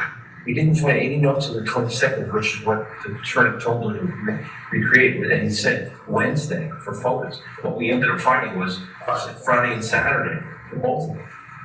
Right. Well, But Hartford's not in either. Why? well, we know why, because they didn't think it was Right now. They didn't think we were smart. But that's just the question. Now we found out it doesn't lock the book. That's why she needs his head and left his phone home. But didn't think about, dumping the trash, leave this phone thing. Right. And then I believe, I just believe it's on that Starbucks to cover that cell tower area. It's work with all the, that's right by Albany Ave. So that's why we were there. I mean, that's it. We were at the Starbucks. We feel Paul Bell. No, it's really nice. Oh, yeah. That's good. And just, we're still here, let's take her for a hike tomorrow. Let's go for a. Yeah, let's go for, yeah, why not? So what do you think about that West Hartford story? But here's the thing, though, I mean, I think the guy in West Hartford, but here's the thing, I mean, honestly. She's great. I don't know. Oh, sorry. You were great. What? You were talking about. The Harvard thing. Yeah, another thing, I don't know if this it helps in.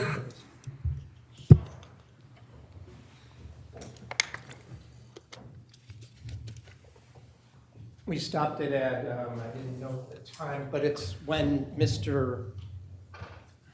Bowman and Michelle come right back in, right? Correct. So the person that was speaking off to the left that when I played this clip, that was State's Attorney Richard Colangelo, right? The male voice, yes. The male voice. The female voice, I think you already mentioned, was Detective Allison Peters. Peters.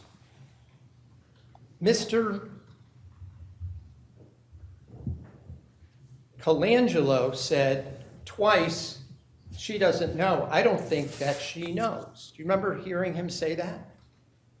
Yes. And all three of you, almost in unison, but at least you can hear all three of you say that she was picking up her gum off the sidewalk. Yes. Now, she never used those words even under your interpretation that she was cleaning the sidewalk as opposed to her fingers, right? If she's cleaning the sidewalk, she's picking up the gum. That was my impression. Not that she had, her hand was sticky and she was cleaning it. You didn't assume that that's what she was talking about. I wouldn't think she would clean her hand on a public sidewalk. Okay. At the end, just before I shut it off, the last thing I hear Mr. Colangelo say is that she's great, or words to that effect, right? I didn't hear that. You didn't hear that? Or she'll be great? I didn't hear the word great. Was the purpose of any of this conversation for her to be a witness against Fotis Dulos? Object, Your Honor. Calls for speculation.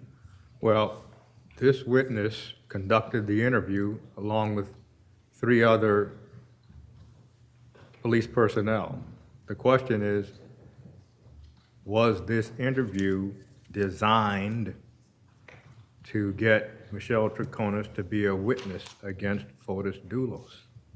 Overruled. This interview was designed to obtain full information and truthful information from Michelle Troconis regarding what happened to a missing mother of 5. So instead of answering my question, you answered that question. So you're saying it was not to have her was gonna object, become Your a Honor. witness? Objection. That was my question. It's argumentative. Overruled. I don't know what the purpose was. I'm not, my purpose was to obtain I the asked truth. You don't know what the purpose of Mr. Colangelo was? Objection, Your Honor. Well, first, the scene has been set. State's Attorney Colangelo was in the interview room. This witness has testified as to what his purpose was in interviewing Michelle Troconis. The court understands his testimony to be to find out what happened to Jennifer Dulos. The question now is, for what purpose, if you know, was State's Attorney Colangelo there? Can you answer that question? Well, overruled. Did you ask the questions? Sure. Did you know why the State's Attorney Colangelo was present, No, or what his purpose was? no.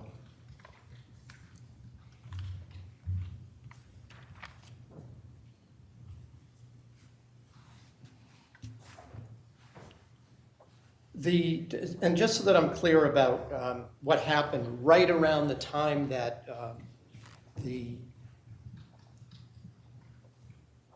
my client rubbed her hand on the sidewalk, there's no time in that video where she touches that FedEx envelope, correct? I disagree. You disagree. You believe that in that video from Albany Avenue, you see her take possession of that envelope. I believe so, yes. Okay.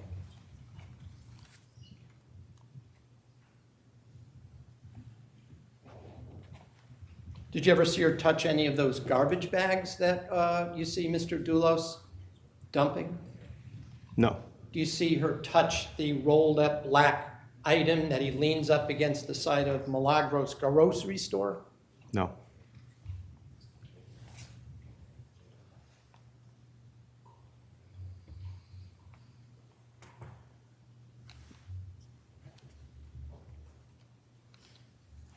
And then I'm also clear in terms of the timing.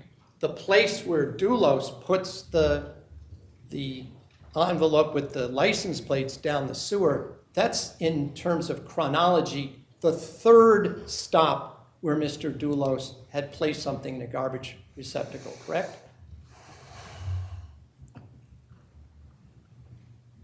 No, I don't agree with that either.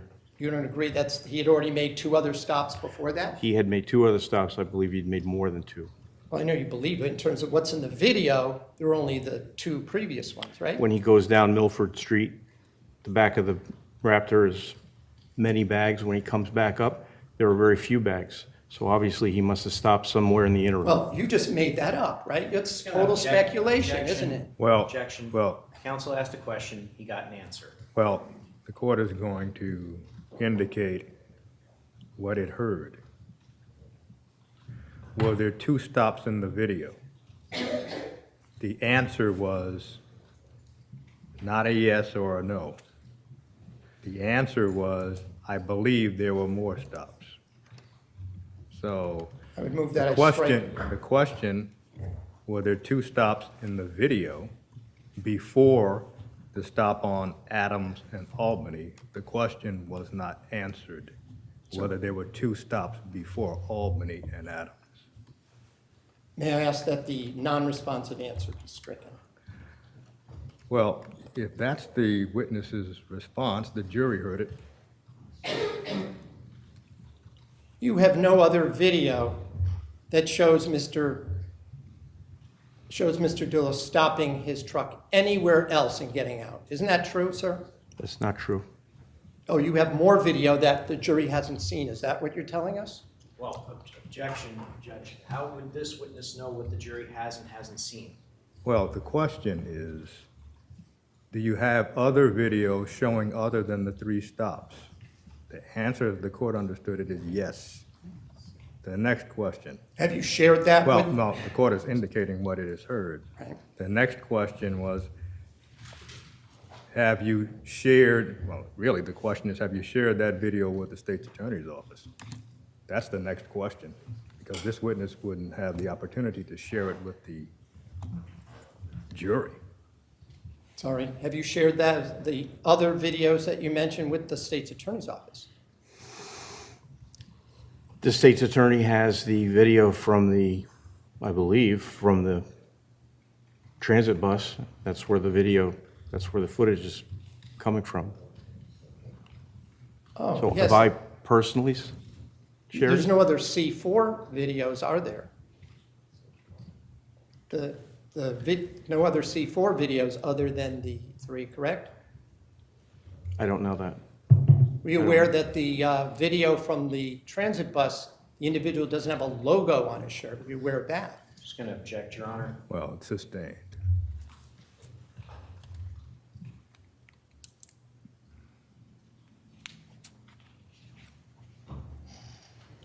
By the way, were you ever assigned to the Hartford area as a state police officer at any time? No. You're aware that Albany Avenue is a busy thoroughfare? Yes. You're aware that this area is very close to Dunkin' Donuts Stadium, the baseball stadium? I'm not aware of that, no. You're aware that this is just before you get to downtown Main Street in Hartford? I'm not familiar with the geography of.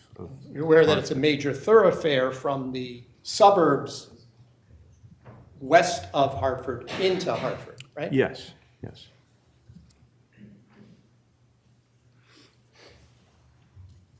By the way, these garbage cans were on street corners, right? Correct. We see traffic going back and forth in the videos. Yes, You see pedestrians. yes.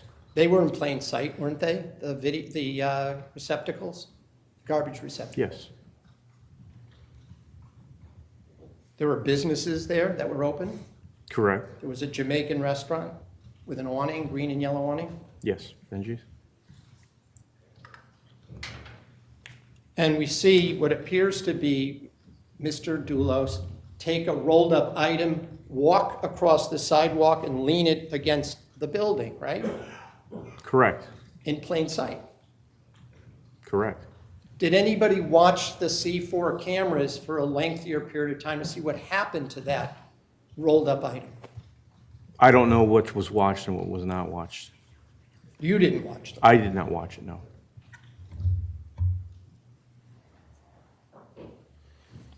Michelle told you that it struck her as strange that Fotis Dulos would drive past the Starbucks to that location, didn't she? Yes, She also told you that she wasn't paying attention, and because she was, talking to, or texting her family or friends, right? that's what she told us, yes. And she did tell you, though, that Dulos had previously thrown away debris in garbage pails and whatnot to get rid of stuff that was left over at his construction sites. Isn't that true? That she told you that? So I'm not sure I agree with some elements of that. He had thrown away trash at the pond, and then there was one other instance that she mentioned down in New Canaan. But as far as going from trash can to trash can to trash can, we didn't get that information. Well, I didn't suggest that. I'm just saying that she, on other occasions, knew he had taken trash to other than his own property and gotten rid of it. Yes.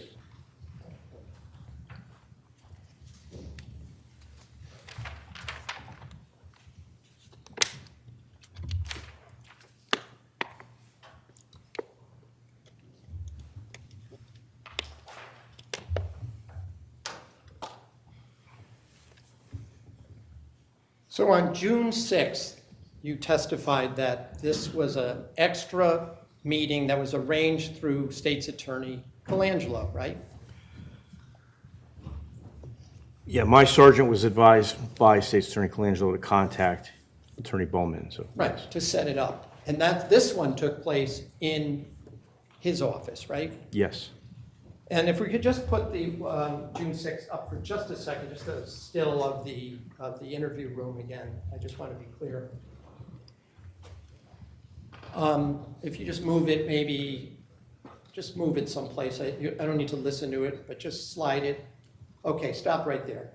We're at, what's the time? 2:22:44.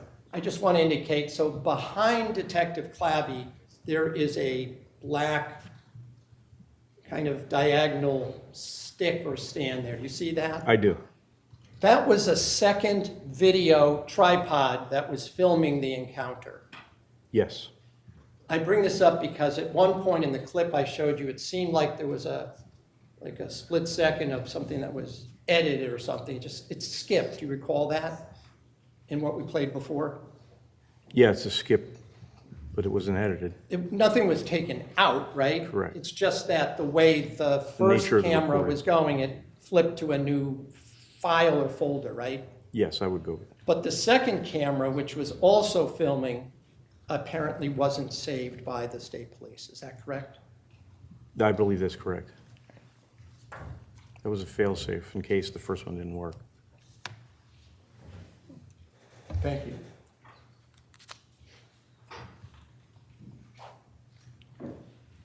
You referred to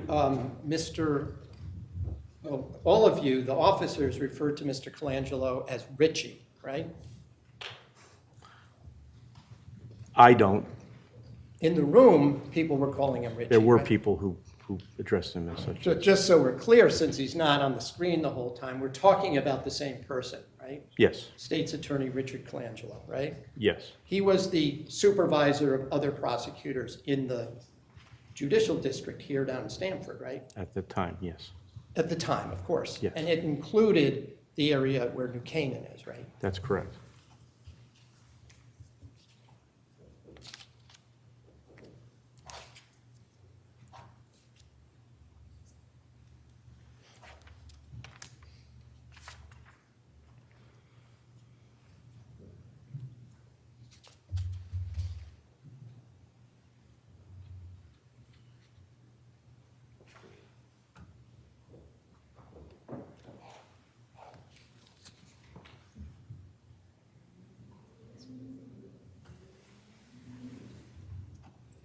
At one point on June 6th, you asked Michelle point blank, what does she think happened to Jennifer Dulos, right? That's correct.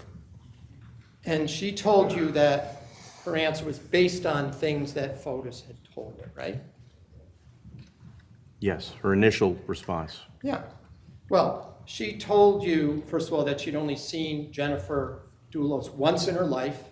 Correct. She told you about this circumstance where she knew that there was issues about whether she could be present with the children and when Jennifer was there, so she waited outside the pond, remember? Yes. And remember. that she was waiting there because she was told not to come in yet because the children hadn't left yet. Yes, And she recalls seeing, that was the one time she saw Jennifer drives very close and takes a picture of her, right? yes. And tried to use that in court. That was what she knew about the circumstance, That was her right? claim, yes. Okay. Now, I'm not going to get into the details of what she told you she had learned or heard from Fotis about Fotis's wife's circumstances, right? Okay, But she started explaining things that she heard were in the custody study report by the psychologist, right? Dr. Herman? Dr. Herman. Yes, She, and again, she told you there were certain mental health conditions, I don't want to specify anything, about, there were certain apparent diagnoses of Jennifer that she'd heard about, right? that was her claim, yes. She told you that she had heard from attorney Mike Rose about the report. That the report was out? Yes. Yes, And that Fotis went into some detail about that he should get custody, et cetera, et cetera. These were things, without going into it, I don't want to replay that, but she described all these things to you, Yes. correct? And in fact, she told you that she made an appointment with one of the psychologists, Dr. Humphrey, that was involved in the case, to have him explain to her what all these things meant, right? yes, And she hadn't seen Dr. Herman's report herself, right? correct. You saw it, right? I did not see it. Wasn't it obtained as through a search warrant that the state police had it? Object at this Well- point, may we approach? Well, the court sees no reason for an approach at this point. The question is, the preliminary question was, Michelle Troconis did not see the report herself. Is that correct? And the answer was yes.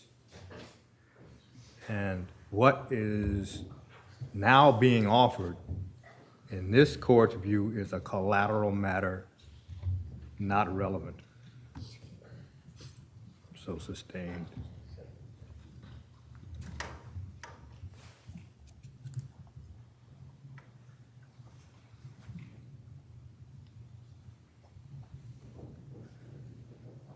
Whether these things were accurate or not, she told you that Fotis had told her these things, correct? Yes. And that Dr. Humphrey had sort of told her some of these same things, right? I don't remember her saying that Dr. Humphrey told her. Well, you do remember her saying she went for an appointment to see Dr. Herman because she was concerned about some of these things? Yes, I remember That if that. she would have to deal with Jennifer Dulos in the future, she wanted to know all about her? Yes.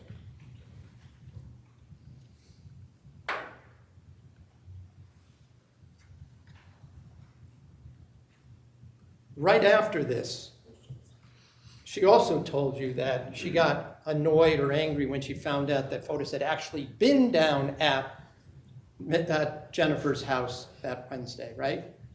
Yes. And she found this out listening to the speakerphone call from Jacob Pytranker, who called Fotis, and Fotis put it on speaker, right? That's correct.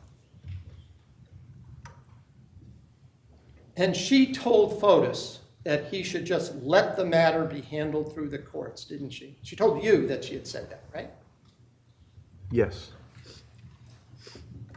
And she told you that she had told Fotis that things are going to work out great because of that report you're telling me about.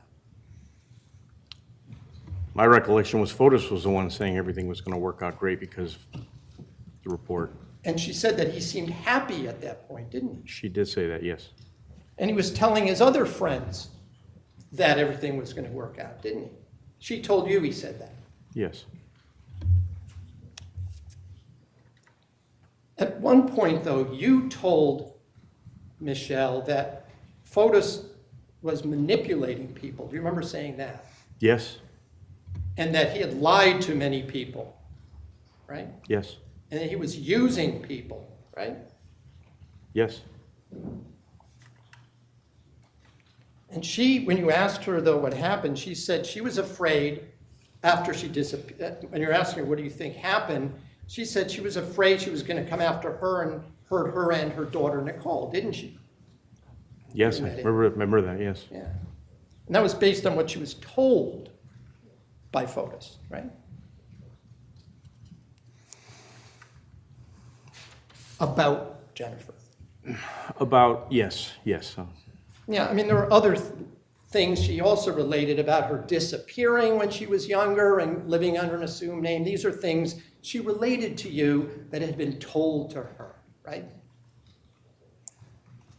Fotis told her those things, yes, Yeah. whether they were accurate or not. Exactly, but she believed him, right? Objection. She Sustained. said she believed him, right? Yes.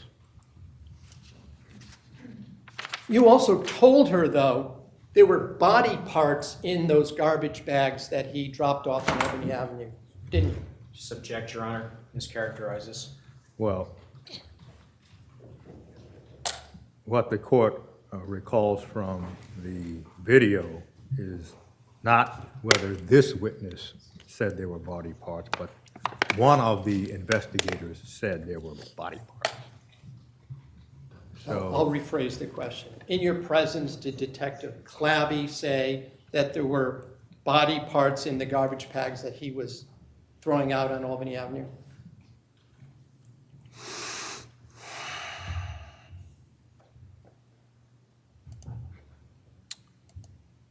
Don't remember who said it. Could have been you? What I said was it was my concern, our concern that that was the case. That's what I said. Okay, I don't think we told her specifically right. that there were body parts. There may have been. You had already been aware of what was in those and those receptacles and garbage bags at the time of time of that interview, though, right? Of those that we retrieved, Yeah. yes. Right. So she got very upset and started crying when you told her that, right? It appeared to be, yeah. Yes. Was that also a technique as part of the interrogation technique? Whether you thought it might be true or not, you tell her this to elicit a reaction. Yeah, the reaction we were trying to elicit is truthfulness.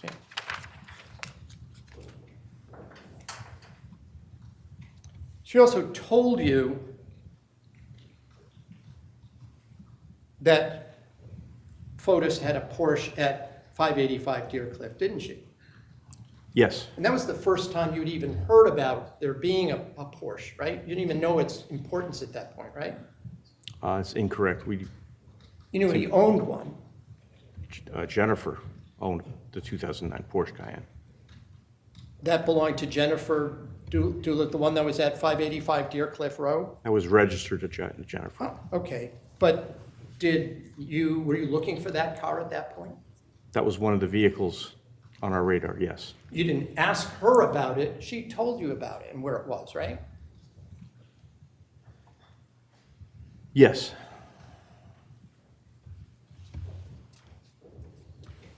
By the way, Detective Clabby also told Michelle in that interview, in one of the two interviews, that Jennifer's 2017 Chevy Suburban was covered in blood in the driver's seat. Do you remember him saying that? I don't know that he said it was covered in blood. He said the person or persons involved in this crime would have been covered in blood.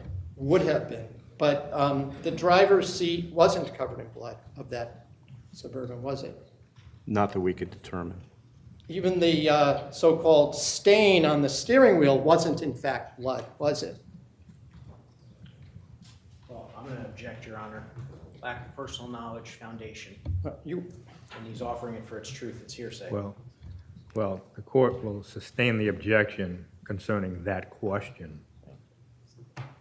but will not foreclose the avenue. Detective Clabby told Michelle at that same time that the steering wheel was covered in blood, right? I don't remember his wording, whether he said was or would have been. Would have been, okay. But no blood was recovered from the steering wheel, was it? I don't have that information in front of me. I can't remember at this time. Was telling this to Michelle part of a technique to elicit more information, or was that just a mistake? Well, I object, Your Honor. He hasn't. The question assumes that Detective Kimball just indicated that there was no blood on the steering wheel. He's indicated he doesn't have that information in front of him. So to ask whether or not it was a tactic or a mistake assumes facts, not in evidence.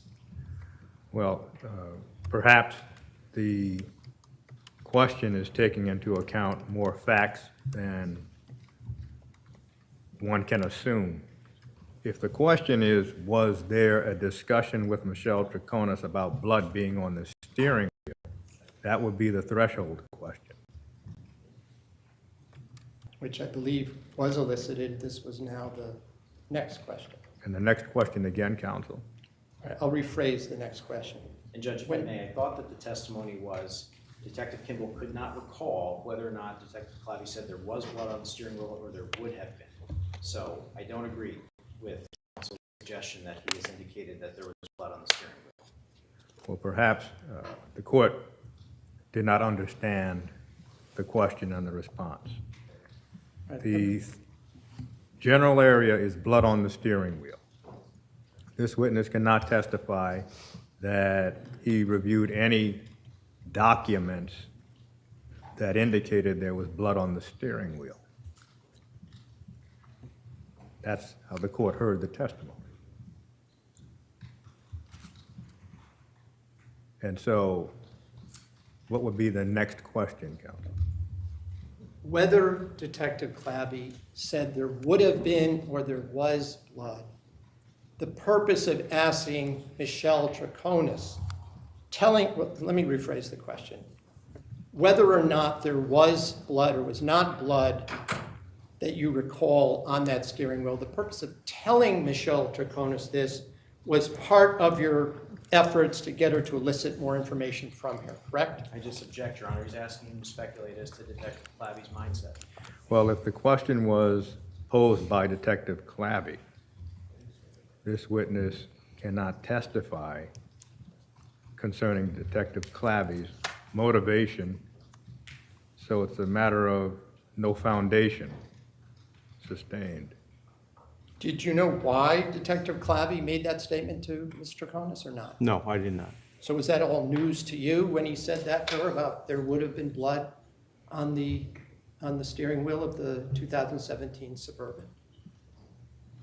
I'm not sure what you mean by, was that news? Were you surprised when Detective Clavy said that to her? I'm going to object, Your Honor, relevance grounds. Well, because the area being explored is police interrogation techniques, a question concerning whether one officer's question took the other officer by surprise, the court will allow. Please ask it again, Counselor. Yes. Were you unaware or surprised when Detective Clavy suggested that to Ms. Troconis about there perhaps being blood on the steering wheel? Unaware or surprised? I was not surprised. That he said that to her? Correct. Did you have any information as of that moment that there in fact was blood on the steering wheel of the Suburban? Judge, I just object, asked and answered at this point. Well, the question has been asked. There's no documentation that there was blood on the steering wheel. That's how the court understood the testimony.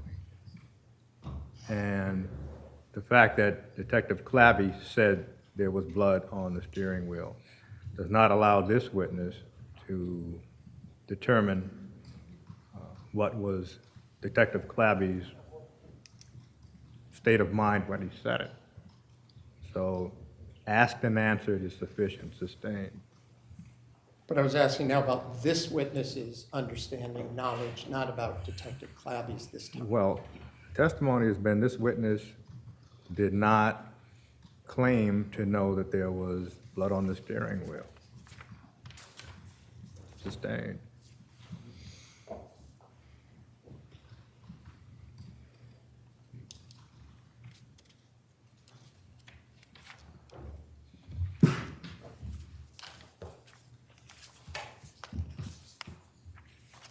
By the way,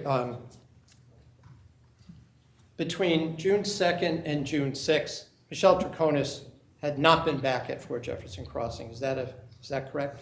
I'm going to object, Your Honor, lack of foundation. Oh, well, the questions now are weaving in and out of the video and the nature of the investigation. So the question now is, had Michelle Troconis returned to Fort Jefferson Crossing between, as the court understood the question, June 2nd and June 6th? I'll just note, Your Honor, there's a ton of evidence from the video itself that indicates what the answer is, and I'm asking this question to confirm with this witness what we all heard on the video. Well, what the court recalls being stated in the video was that Michelle Troconis wanted to return to get certain items. But the question posed by counsel is, did she return to get certain items?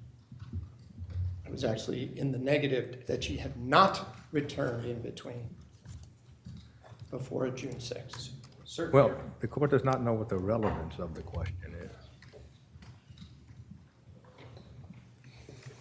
Sustained.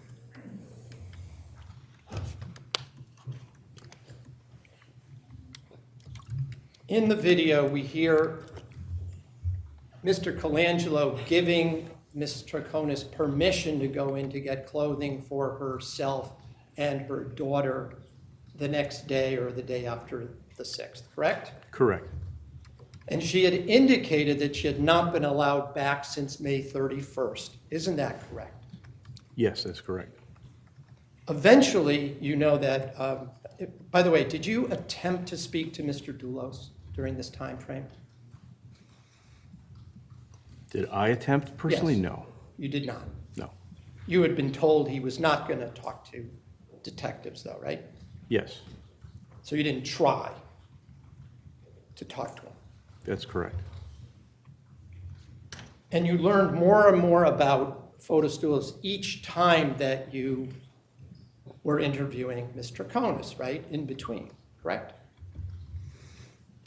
More and more about Fotis Dulos? About Fotis Dulos, from about him each time you interviewed Ms. Troconis, right?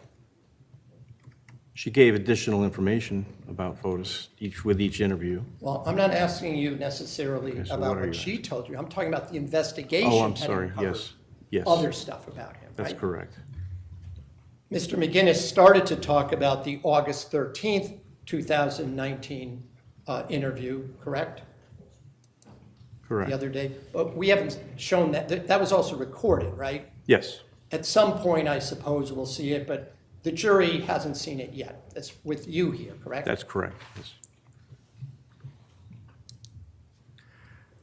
And you do know that Mr. Dulos was able to move back into Fort Jefferson Crossing, right? Judge, just gonna object, calls for hearsay, it's also outside the scope at this point. Well, the court sees it at this point as outside of the scope whether Fotis Dulos was allowed to move back into Fort Jefferson Crossing, so that's sustained. It is about 1 o'clock. What we plan to do is take our lunch and recess from 1 o'clock to 2 o'clock. Ladies and gentlemen, please do not discuss the case. Thank you.